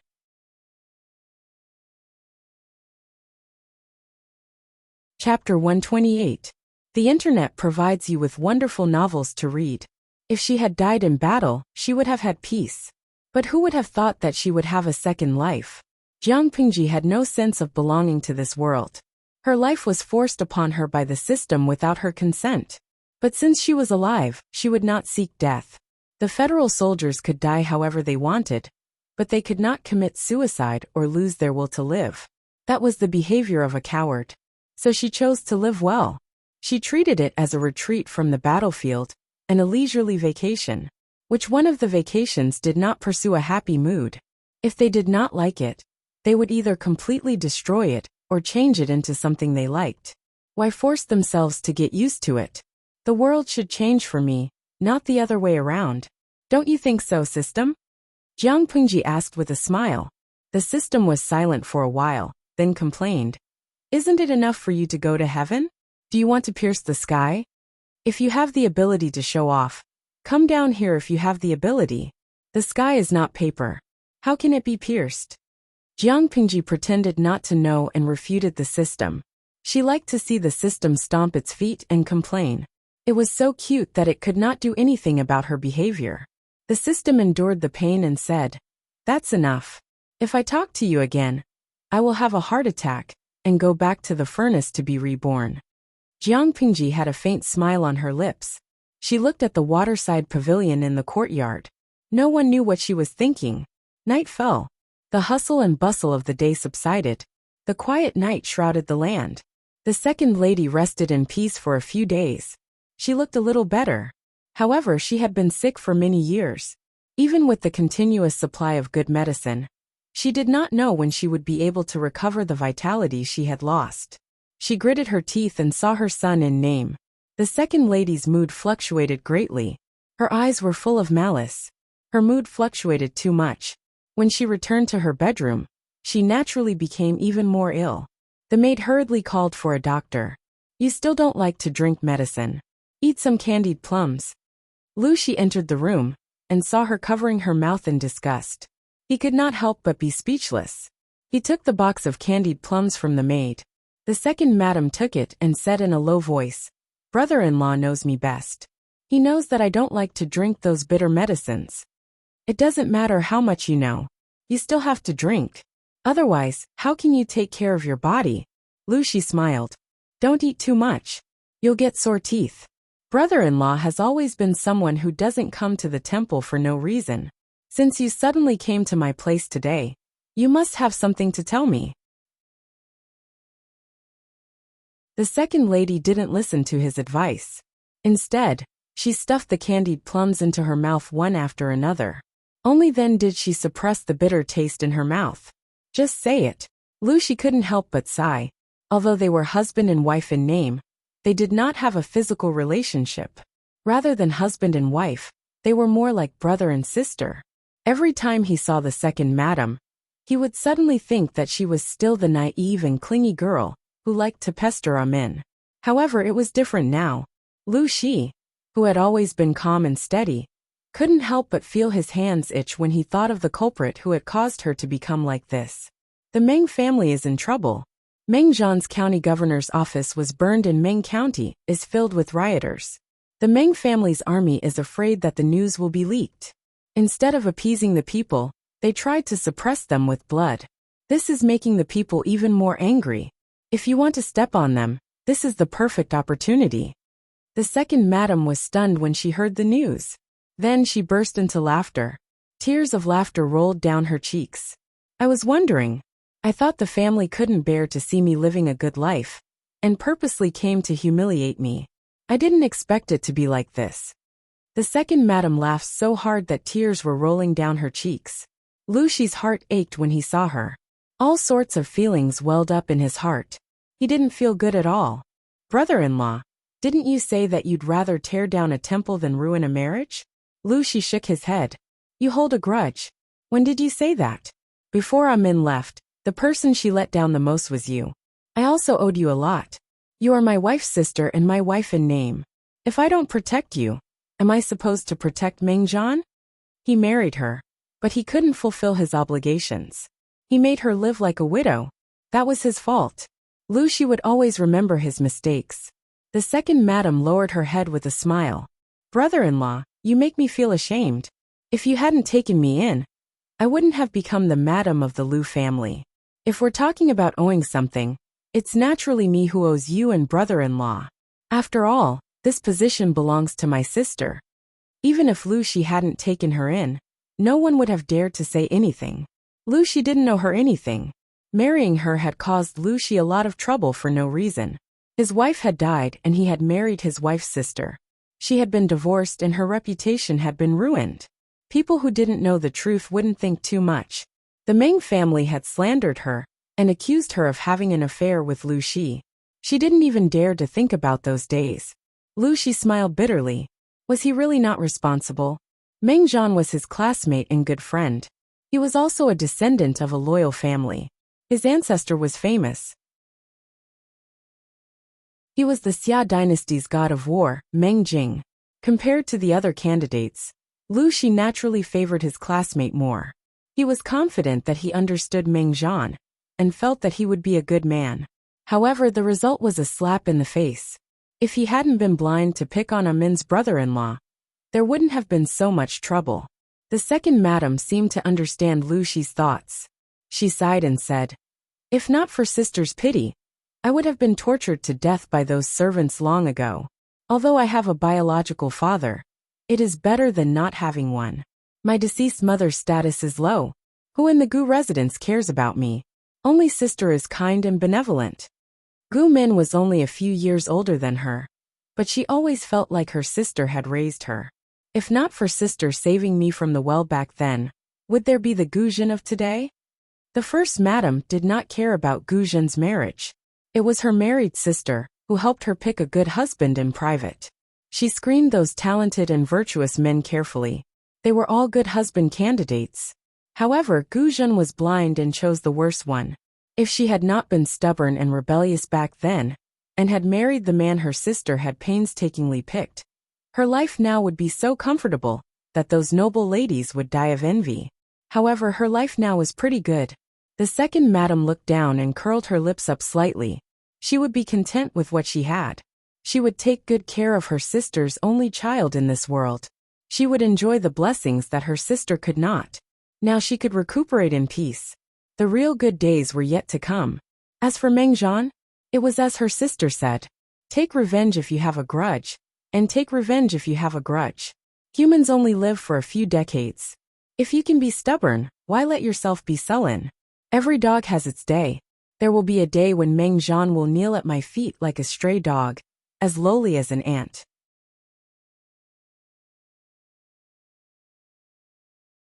Chapter 129. The humiliation she had suffered in the backyard of the Meng family, the nightmares she had endured, and the pain of losing her son would all be repaid by the culprit 1,000 times over. Not only that, but he also had to avenge his sister. She knew her sister very well, and her brother-in-law treated her very well, unlike her who was tortured in the Meng residence. How could she have a shorter life than her? Lu Shi sighed softly. He had no temper with his deceased wife's stepsister. You don't have to mess with Meng Zhan because of me. It's not that I don't work hard, but I don't want you to dirty your hands for someone like that. The second lady's eyes flashed with anger. What does he have to make you worry about him? But if we miss this opportunity, I'm afraid that given the resources of the Meng clan, it will be difficult to shake them. The second lady snorted coldly and glanced at Lu Shi. Brother-in-law has always been ruthless. Why are you pretending to be ignorant now? Lu Shi was speechless. Could he say, black-hearted and vicious, was not a good word? They really were sisters. Praising someone was like scolding someone. Opportunities don't come often, but it's not like there won't be a next time. When killing an enemy, the most taboo was not to kill with one strike. If my brother-in-law trampled on the Mengs this time, it wouldn't hurt at all. Instead, it would incite their hatred and bring trouble to our doorstep. Brother-in-law has been operating in Hu County for many years, and it is not easy to get such a good position. If we lose it because of this, it will not be worth it. If I'm going to fight, I naturally have to kill him in one strike. The second madam smiled coldly. She had endured those years of living a life worse than death. She could afford to wait a few more years. Lu Shi stared at her for a long time, and heaved a sigh of relief. It's great that you can think that way. The second madam glanced at him and said angrily, Does brother-in-law think that Wen is an ignorant girl? I'm just worried that you'll take things too hard, Lu Shi muttered. Although she had married the man in front of her, and given her a place of protection, she was stubborn and opinionated. She knew that the Meng family would not let it go so easily. In order to prevent the Meng family from implicating her further, she refused to cooperate with them. She did not take the medical officer's advice to heart. She was delaying her illness, torturing herself, and refusing to receive proper treatment. How could Lu Shi's heart bear it? Now that Gu Zhen was willing to let go, he felt as if a heavy burden had been lifted from his heart. If she continued to be stubborn, as her brother-in-law, there was nothing he could do. It's good that you've thought it through. Recuperate well. As long as you get better soon, I'll provide you with delicacies every day. Of course. When have I ever been polite to brother-in-law? The second madam snorted and asked, Let's not talk about this first. Have you thought about how to deal with Meng Liang? How dare he openly claim the title of my son? Is he worthy of that with his background? Lu Shi thought about it carefully. Jiang Pingji's words appeared in his mind, and he revealed a little. Every wrong has its perpetrator, and every debt has its debtor. Why are you dragging an innocent child into this? Lu Shi's first sentence made the second madam's face darken, but the second half of his sentence lightened up. Moreover, your brother-in-law is the chief of a county. I can't do anything to a child. The second madam was smart, or else Meng Zhan would not have fallen in love with her at first sight. The Mengs were a prestigious family in Dongqing, and Meng Zhan's wife was at least the daughter of an aristocratic family. Even though the second madam was later recognized as the daughter of the first wife, her status was still much lower. Lu Shi's words were vague, but as smart as she was, she immediately understood what he was hinting at. With Lu Shi's current status, It was indeed embarrassing for him to make a move on a junior, but it shouldn't be a problem for his children, right? However, the Mengs were still deeply rooted in Dongqing, and they could not be easily shaken. If he wanted to do anything to Meng Liang, he could not drag the Lus into it, lest the furious Mengs pursue the matter. It was not worth alerting the enemy now. In a few words, Meng Liang's situation had become extremely dangerous, but Lu Shi did not have the slightest premonition of impending danger. Just like what Mother said, the Lus are a pile of mud that can't be helped. Look, I can see the fire in Lu Zhongqing's eyes, but he has to suppress his anger. He doesn't dare to touch me. He is such a coward, but Father still thinks he is powerful and fears him everywhere. The girl, who was originally beautiful and charming, was lying on the comfortable bed. She tilted her head and saw the neatly arranged clothes on the side. She casually picked them up with her fingers and snorted in disgust, as if she was holding something dirty in her hand. This is so shabby. This kind of lousy material is only worn by the servants in the manor. Lu Zhongqing actually sent it here to humiliate me. She followed Meng Liang into the manor, and the manservant who was pretending to be a maid hurried forward to stop Meng Liang from throwing the clothes out. She kept muttering, "My Langjun, you are wandering outside, so of course you are not as good as in the manor. Although this kind of material is shabby, it only became popular 3 years ago in Shangjing. Hejian is a poor and remote place. I heard that some gentry families can't even keep their basic decency. It's already good enough to have clothes to cover their bodies. Langjun, just bear with it for a while. When the matter blows over, Master and Madam will come to take you back." Meng Liang secretly gritted his teeth in anger, but he had to admit that what the manservant said made sense. It was not the time to be picky. If it weren't for Meng Han, I wouldn't have to suffer like this. Hearing what the manservant said, Meng Liang suddenly became angry. He is just a lowly servant of the Mengs. How dare he throw a tantrum and make Father so angry? The manservant echoed. That's right. Meng Han is just like his name. He is a stupid person. Langjun, you don't have to be angry with him. When the Meng's army kills all the rebels, Meng Han will fall into your hands. Meng Han was the powerful man who burned down the county governor's mansion. He used to be a servant of the Mengs and had climbed to the position of the county governor with great effort. If it were in the early days of the Xia dynasty, Meng Han wouldn't dare to say anything even if all the women in his family came to serve him, let alone his wife. But now, he really thinks that the Mengs are so weak that he even dares to bully a little servant. I'm so angry. The manservant's words did make Meng Liang's anger dissipate, but he still felt an unspeakable humiliation. Yesterday, he and the manservant had sneaked out and accidentally saw Meng Han sneaking into Hejian County. They were almost scared out of their wits. If he had known that Meng Han would be so persistent, he wouldn't have been so willful. He wouldn't have ditched his guards and followed his friends here. Damn it!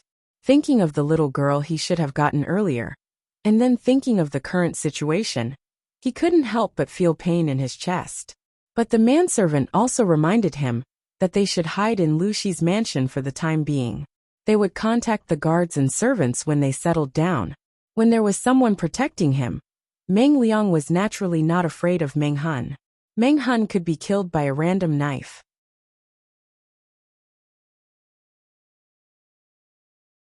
Chapter 130. Young master, don't be angry. It's not worth it to harm your health. At that time, Madam will be distressed, and I will also feel uncomfortable. Meng Liang's temperament was eccentric, and his methods were insidious. Countless servants and maids had been killed by him. Only the one by his side was perceptive. Her ability to take advantage of the situation and flatter others were far inferior to her. Ever since she started serving Meng Liang, she was still alive and well. Meng Liang's mood became much better after being flattered by the manservant. When they arrived at the Lu mansion, Meng Liang didn't feel threatened by Meng Han's attention. Meng Liang's heart started to feel restless again. Ever since he had sex at the age of 11, he couldn't leave a woman for even a day. Now that his life was no longer in danger, he naturally had to think about those things that made him happy. He couldn't help but think about the graceful figure of the young lady from before. Unfortunately, He had just thought of a way to sneak in, and hadn't had time to implement it. The manservant had a thorough understanding of Meng Liang. To put it bluntly, when Meng Liang moved his butt, the manservant could tell what kind of *T he was going to take. The manservant rolled his eyes and suggested, "Lang Jun, I heard that Lu Zhongqing was a rare handsome man in Hejian County when he was young. His wives and concubines were all beautiful. Let's not talk about anything else. Isn't Madame Gu Zhen also a charming beauty?" The fact that Meng Liang was not Gu Zhen's biological son was known to everyone who had served him before. Meng Liang hated his eldest brother the most because he was talented and virtuous. All the elders of the Meng clan liked him very much, and even decided to make him the successor of the clan. But what about him? Even though he was also the second son of the first wife, his actions were too absurd, and he accomplished nothing in his studies and writing. That was why Meng Liang liked to insult Meng Hung every time he got drunk. The secrets he revealed included the mystery of his birth. Because of this, it was unknown how many groups of maids and manservants had been secretly disposed of. He was the only one who Meng Liang liked and spared his life. Meng Liang's eyes widened. The servant's suggestion had opened the door to a whole new world for him. However, even though Gu Zhen was not his biological mother, she was his biological mother in name. Moreover, she was his father's first wife. The manservant saw that he was obviously moved, but still pretended to be reserved, so he directly pushed him. Lang Jun is not related to that madam by blood. Moreover, I heard that Lu Zhongqing did not bring any concubines with him when he took office in Hu County. That madam has been alone for many years. How could she endure loneliness? Meng Liang was very tempted, and the servant took the opportunity to add more firewood. As for the fact that madam is master's legal wife, she has already remarried Lu Zhongqing. What does that have to do with the Meng family? She wasn't buried in the Meng family's ancestral grave after her death, and her name isn't recorded in the family tree either. She's no longer master's wife, and she's not related to you by blood. Meng Liang was completely convinced. When he thought of the fact that Gu Zhen was once his father's wife, he felt an inexplicable excitement in his heart. The manservant continued, "If Lang Jun is afraid of that lady's identity, I heard that Lu Zhongqing has a few beautiful concubines. Wouldn't they be able to please Lang Jun? If that doesn't work, doesn't Lu Zhongqing still have a daughter? Even though she's just a concubine's daughter and doesn't deserve you." Meng Liang raised his hand to stop the manservant and scolded him with a smile. "You sly fellow, you know me best." The manservant lowered his head and smiled as he accepted Meng Liang's compliment. He secretly wiped the sweat off his forehead. Although it would be unfair to Lu Shi to shift the blame to Meng Liang, if Meng Liang's Lang Jun was still thinking about the young lady and left the Lu residence without a second thought, his life would be forfeit if he was unlucky enough to meet Meng Hun. His family was still making a living in Meng County. If Meng Liang died because of his carelessness, his family would not be able to survive either. He didn't want to be the accomplice of a villain, but he had to look out for himself. Only by serving Meng Liang well could he and his family live a decent life. He could only hope that those stupid guards would find his Lang Jun quickly and leave the Lu residence. Only then would they be able to commit less sin. If they were unlucky, Meng Liang would ruin all the women in Lu Shi's backyard, and he would be at his wit's end. With that thought in mind, the manservant helped Meng Liang change his clothes and prepared to hand them over to the maidservants in the residence to wash them. "You, come here." After searching for a long time, the manservant finally found a maidservant who was cleaning with a broom. When the maidservant heard the manservant call out to her in a rough voice, she was so scared that her head shrank. She stepped forward timidly and bowed. The manservant stuffed the clothes into the maidservant's arms and ordered her around. "Go and wash Lang Jun's clothes and bring them back clean tomorrow." If they were still in the Meng residence, Meng Liang's clothes would be thrown away after wearing them once. Why would they be washed and worn a second time? But the manservant knew that the Lu residence was not like the Meng residence. They didn't have that many ready-made clothes for Meng Liang to change into. The maidservant lowered her head and took the bag of clothes. Her whole body was trembling. as if she was frightened by the manservant's overbearing aura. Seeing that the maidservant was so afraid of him, the manservant felt proud. It was as if he had regained the prestige of the Meng residence, but he still had to belittle her. A small place is a small place. Even the servants are so cowardly. Just a little louder, and they're scared like quails. The maidservant left Meng Liang's courtyard with the clothes. When she passed by the garden, she was so angry that she threw the clothes to the ground and stepped on them to vent her anger. But when she thought of the conversation she had just heard, her heart trembled. Her eyes fell on Jiang Pingji's courtyard. The maidservant secretly bit her lip and squatted down to pick up the clothes. She changed her direction and didn't want to go to the laundry room. At that time, the key to Jiang Pingji's courtyard had already been locked. The maidservant could only ask the gatekeeper in a low voice, "I have something important to tell Lang Jun in detail. Sister, please do me a favor and help me pass the message. I think Lang Jun is already asleep at this time. If it's not urgent, we can talk about it tomorrow." The maidservant shook her head. She was holding back the words in her heart. Her body was still weak and frightened. She had been transferred from the kitchen to the guest's courtyard as a maidservant. It was supposed to be a very leisurely job, because there were very few people in the Lu residence, let alone staying overnight. But she didn't expect that a big Buddha would come today. She didn't pay attention to her volume, and was overheard by the maidservant. "This is very urgent. Please make an exception, sister." The gatekeeper sighed and said, "Then I'll help you pass the message. If you annoy Lang Jun, you'll have to bear the consequences." In fact, Jiang Pingji had already laid down to rest. Hearing the maidservant's message, she was still sleepy. She picked up her cloak and draped it over her shoulders. "Let her in." The door opened, and a figure wearing a maidservant's clothes walked in. Jiang Pingji immediately recognized the person.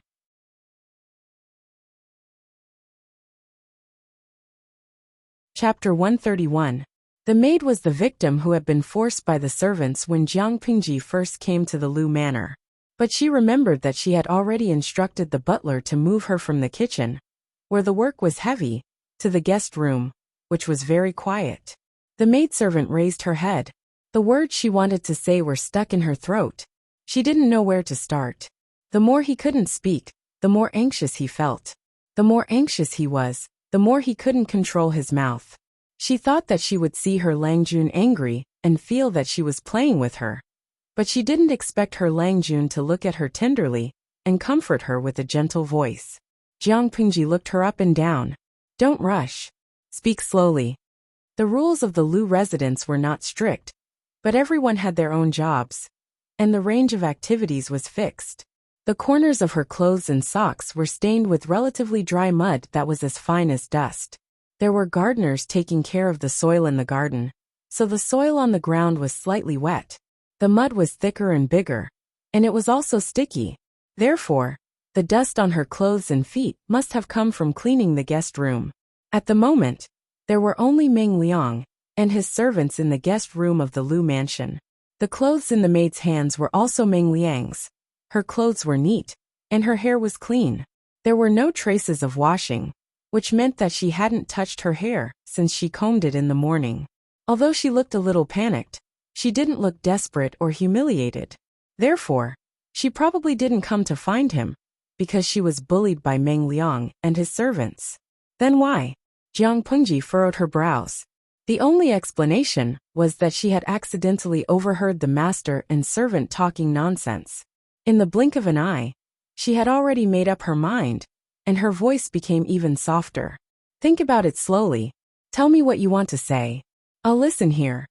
It took the maidservant quite a while to overcome the nervousness and fear in her heart. She stuttered and roughly repeated what she had heard. Jiang Pingji's face remained expressionless as she listened, as if the servant girl's words were within her expectations. As a matter of fact, it was more or less the same. How could a dog spit out ivory? Similarly, how could a scumbag like Meng Liang say anything nice? To be able to scare this maidservant to such an extent, the content was definitely not ordinary. After listening, she nodded calmly. "You can stay here tonight."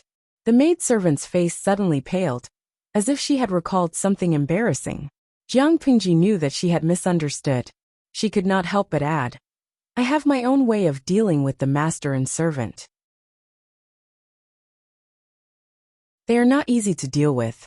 If you continue to stay in the guest room to clean up, you might be at a disadvantage. I'll talk to the housekeeper tomorrow and have him transfer you to my courtyard. Your message was very timely.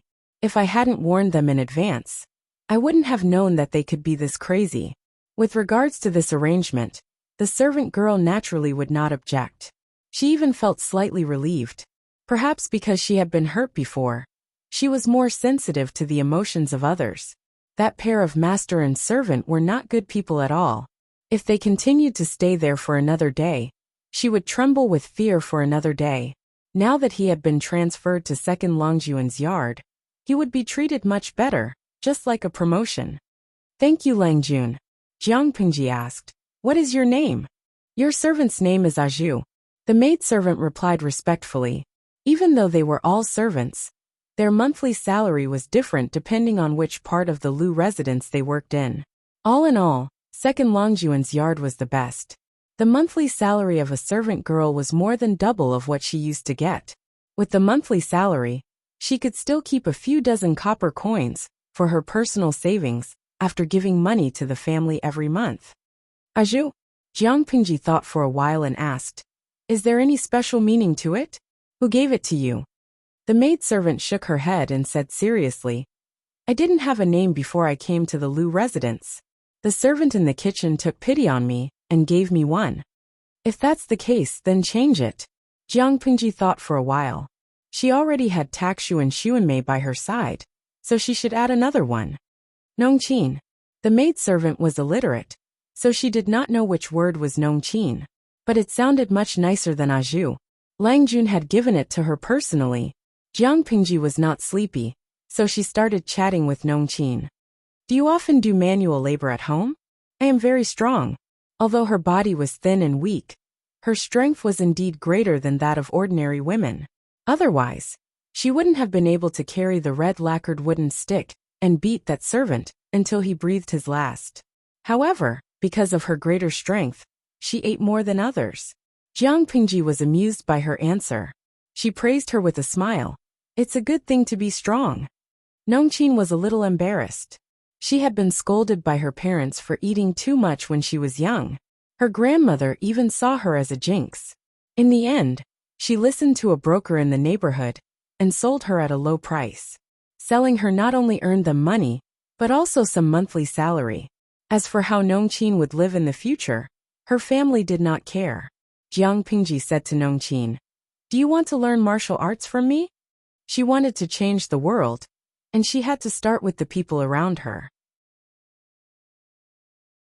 who said women were not as good as men, as long as they did not disappoint her. Although it was a little late to learn martial arts at that age, she wanted people who were not afraid of death and had strength. The other requirements could be put aside. Nongqin was surprised, but she still nodded solemnly. Her life was saved by Langjun, so it belonged to him. Yes, Jiang Pingji smiled. Very good. Nongqin did not know why her Langjun suddenly smiled so happily. But she was happy when he was happy. Although it was just to promote a servant girl, it was related to personnel changes in the Lus, so she had to inform the housekeeper. When she heard the news the next day, Taksha's eyes widened in surprise. Langjun is going to teach her martial arts? Not really. I just give her some pointers, Jiang Pingji said with a smile. She is a silly girl. Therefore, she would complete Jiang Pingji's training even if she had to risk her life.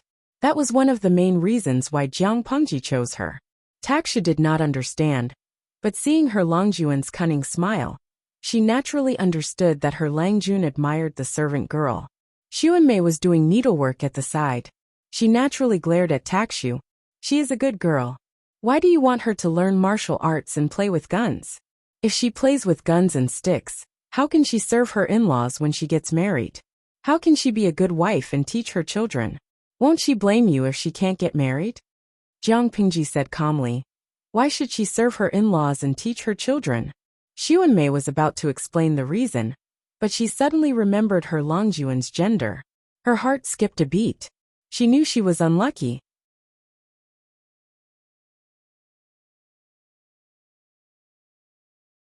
Chapter 132. When you belittle yourself, don't blame others for hitting you when you're down.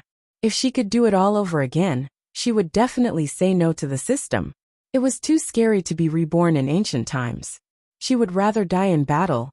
She didn't pay much attention to it before, but when she carefully observed the culture of the era, she discovered a shocking piece of news.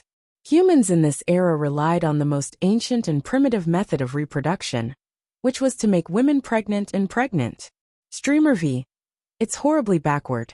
Such a waste of human resources can be sentenced to jail in the Federation. The viewers in the streaming room realized that the streamer's style was a little off. After understanding a little, they understood what she was complaining about.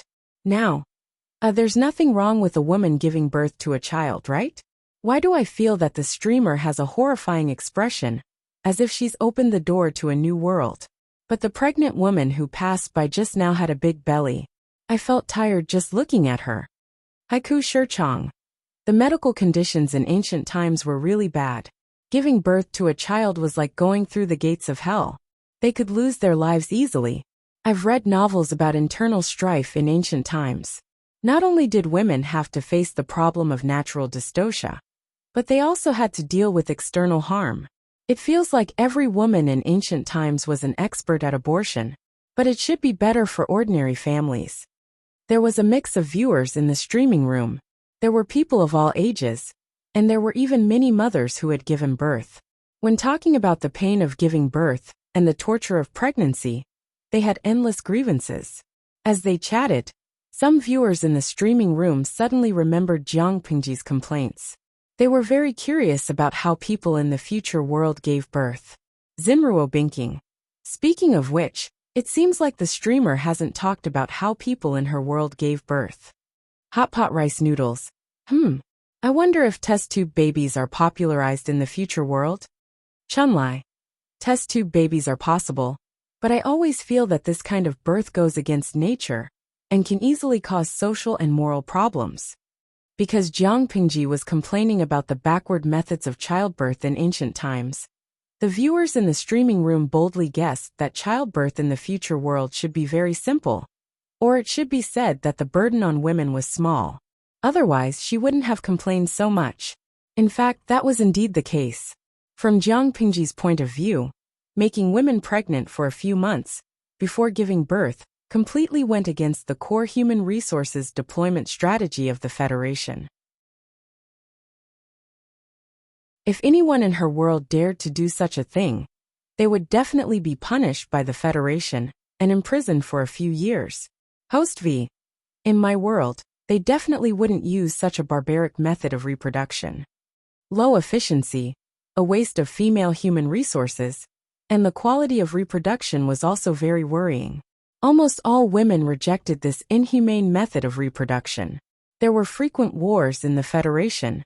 If they relied on such a slow method of reproduction, it was almost conceivable that most of the female resources would be used for reproduction. In that case, they would become reproduction machines instead of humans. This kind of behavior was completely prohibited by the Federation's human rights laws. No matter how dissatisfied Jiang Pingji was, she had to admit that the technology, civilization, and productivity of an era completely influenced the structure of society. Reproduction was inseparable from women, and reproduction required time and energy, which also forced women in this era to be confined to the backyard and inner courtyard, unable to create the production value that they deserved. As time passed, their social status would gradually decline. Thinking of this, she couldn't help but start bombarding the system. It's all your fault. He couldn't even let her die in peace. This was a violation of her human rights. Do you know how many people are waiting in line to be reborn? Are you still complaining about me? It was already good enough that it wasn't deeply grateful, but it was still bombarding it. Which system would be so aggrieved? You have to understand one thing. Transmigration or rebirth can't turn a pig into a human. Jiang Pingji sneered and opened up her venomous tongue. Smart and capable people can do well anywhere. There's no need for you to interfere at all. Losers will always be losers no matter where they go, unless you let them transmigrate and rebirth, and conveniently give them IQ enhancement surgery. She didn't have a good life in her previous life? She was a general of the Federation, the commander of the 7th Army Corps, and held 1/10 of the authority in the Federation. Other than the commander-in-chief, no one could order her to do anything. The 7th Army Corps was ranked in the top 3, in terms of overall strength. Her life was written with inspiration and success. She ended at the peak of her life, but death could elevate people again. She didn't doubt what kind of position she would have in the history books. But the system inexplicably interfered. There was a huge gap between her previous life and this one. She wanted to strangle this damn thing to death. You're the unnecessary and hindrance, Jiang Pingji coldly concluded, causing tens of millions of points of damage to the system's soul. The system wanted to curl up into a ball. It was the first time it was so despised by its host. She even bombarded it for being a hindrance. In order to not be despised anymore, it felt that it needed to level up so that it wouldn't continue to be looked down upon. Host, if you continue to act like this, I'm really going to throw a tantrum. The system bombarded her ears, and its grievances could be heard through the electronic voice. I wanted to wait for 2 more days, but now I've decided to level up immediately. Level up? She had just fused a bit of force to level up her streamer's level.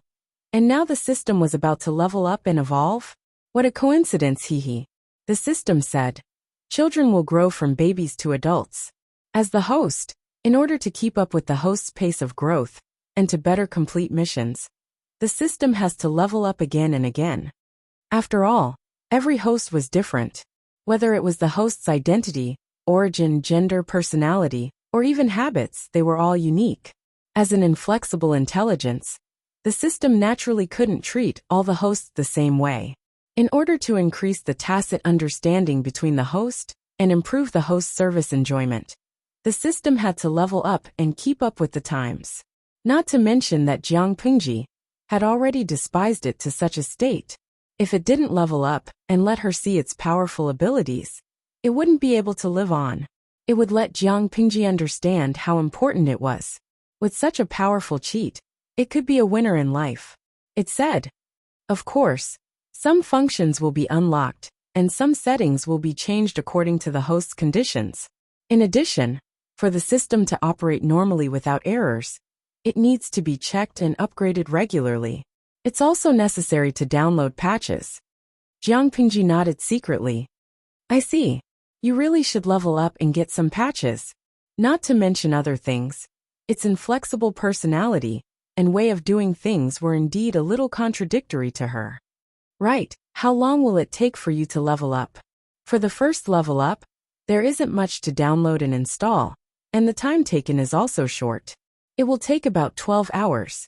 In order not to affect the host's daily streaming, the system will choose to automatically level up when the host turns off the streaming. She raised her eyebrows. I can only have 12 hours of peace. System, get lost.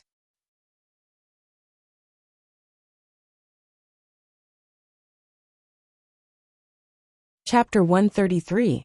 Even though it was just a polite greeting, Jiang Pingji had said that she would visit Wei Yuan's house the next day to apologize. However, Wei Yuan still held a grudge against her, but he couldn't make it too obvious. As a result, Wei Yuan's expression remained cold and stiff. Even though he tried his best to soften his attitude and make himself appear less stiff, it was the opposite of what he wanted. Jiang Pingji took in all of his emotions. Is your cold getting better? Jiang Pingji asked with concern. You look a little pale. I'm fine. I've already taken some medicine. I'll be fully recovered in 2 days. Wei Yuan stroked his beard awkwardly. He didn't have a cold, he just got sick from anger. Wei Yuan had his own interpretation of Jiang Pingji's visit that day, because he had a different way of thinking. In order to invite Wei Yuan to be a teacher and teach Lu Shi one-on-one, the Lu residents had paid a generous sum of money. Not only did he pay for his studies, but he also received a considerable sum of money every month.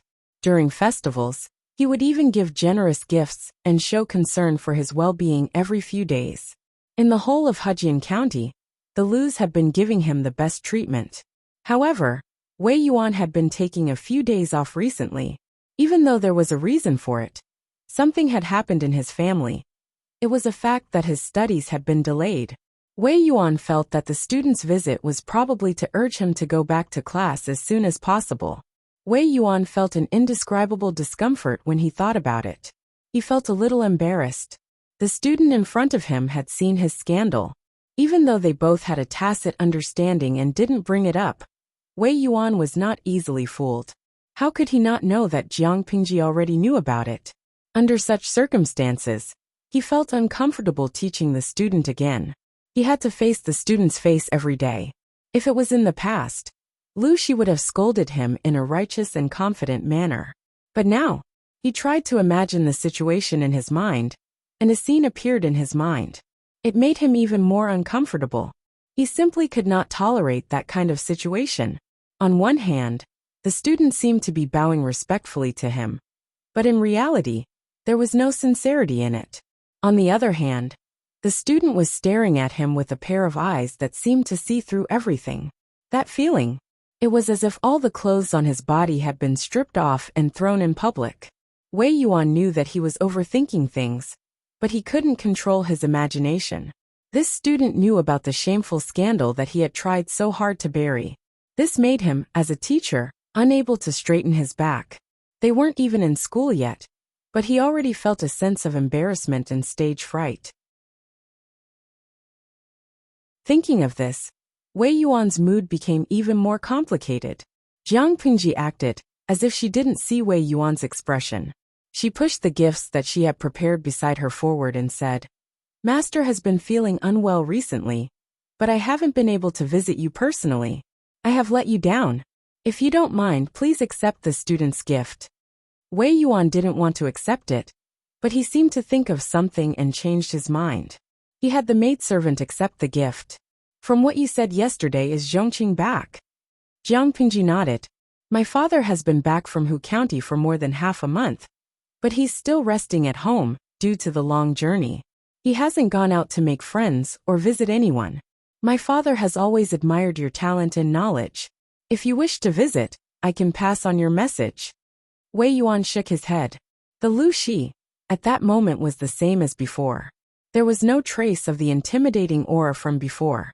"Since Zhongqing is still resting, I won't disturb him." Wei Yuan chuckled and teased. "As for your words of admiration, there's quite a bit of falsehood in them. Who doesn't know that Lu Zhongqing is famous for being knowledgeable in Hejing County? You're being modest. My father and you specialize in different fields. How can we compare? My father is the governor of Hu County, and he works for the people. You, on the other hand, live in seclusion at home and concentrate on your studies. When it comes to being an official, of course you can't compare to my father. But when it comes to learning, I'm afraid my father can't compare to you." Jiang Pingji answered with a smile. It seemed like she was telling the truth, but there was a hint of praise in her voice. Although Wei Yuan didn't want to admit it, he had to admit that his dull student had become more talkative after going through the ordeal. If it was in the past, he would have told the truth and offended him, which would have made him unhappy. Although Wei Yuan was an old-fashioned and strict scholar, deep down, he still liked to listen to flattery. But even though it was pleasing to hear, he couldn't continue with the speech he had prepared after Jiang Pingji's tactful reply. Originally, he had wanted to temporarily resign from his position as the teacher of the Lu Manor because of his illness and lack of energy. He wanted Lu Shi to teach him personally for a few months. He had even thought of a reason. Lu Shi and his beloved son had been separated for so many years. The father and son needed time and space to communicate. But now, if he continued to say that, it would seem like he was being unreasonable and purposely wanted to give up on his student. Wei Yuan felt a little conflicted. Jiang Pingji looked at him coldly. The audience in the streaming room was getting impatient. What was so interesting about watching two ancient people exchange pleasantries? Xinrua Bingqing. This is so depressing. When can you stop looking at him? Although Wei Yuan's looks were decent for his uncle's generation, he wasn't a peerlessly handsome uncle. He couldn't even lick the screen. Jiang Pingji laughed at the complaints of the readers. Host V. Are you bored? Why do I feel like Mr. Wei Yuan's psychological activities are super interesting? Countless ellipses appeared in the streaming room. Everyone. Host were not well educated. Don't make fun of us. Their eyes were sore from staring, but they still couldn't see any changes in Wei Yuan's expression, let alone analyze his thoughts. Between a teacher and a student, the most important thing was to test them. Wei Yuan was no exception. He knew Lu Shi's progress in his studies and his talent in this area. His questions were simple and easy to understand. After a long time, Wei Yuan stroked his beard and sighed. Very good. You haven't fallen behind in your studies. You've taught me well. Wei Yuan smiled bitterly and shook his head. It should be your father who taught you well. He wasn't being polite. He was speaking the truth. In the past, no matter how much he tried to teach him, Lu Shi was like a block of wood. He wouldn't ask what he didn't understand, and when he understood, he wouldn't say anything. He would keep everything bottled up in his stomach. Wei Yuan could only watch anxiously from the sidelines, but the child still looked confused.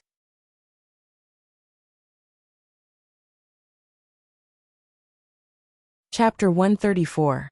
He had changed a lot. Not only was he graceful, but his expression was also confident and proud. That was his spirit, not anything else. Wei Yuan was confused. How could he have changed so much in such a short time? But when he thought about what Feng Jin had said the day before, he let go of his doubts. There was a saying that one would be reborn when placed in a hopeless situation. It could be seen that after a great disaster, even a person with poor aptitude would be reborn and make great progress. Not to mention the personal guidance of Lu Shi, a gifted scholar from Hejian County. The effect was even better. Of course, Wei Yuan would never have guessed that the student in front of him was a completely different person. Zhongqing always said that everyone has their own strengths, and that a teacher should be observant, focusing on the student's aptitude and interest, making up for the student's weaknesses and strengths. Now, it seems that I am not as insightful as your father. Wei Yuan said sincerely. There was a tinge of shame on his old face. There was not the slightest bit of hypocrisy. He was sincere. Jiang Pingji's attitude of watching from the sidelines changed. She now had a different view of Wei Yuan. She knew that if it were not for Lu Shi's memory and the books she had memorized, she would not have been able to pass Wei Yuan's test so easily. Lu Shi's grades had something to do with Wei Yuan, but it was not that important. He had wronged Lu Shi by taking responsibility for Lu Shi's studies. Qiguan Rang sat quietly on the side, watching the conversation between the two. To be exact, he was watching Jiang Pingji. He thought that the young man was very interesting. He was not a good person, but he had to show his most harmless side. Interesting. How interesting. After Jiang Pingji left, Wei Yuan still had a troubled look on his face. Qiguan Rang sat to the side, sipping his tea.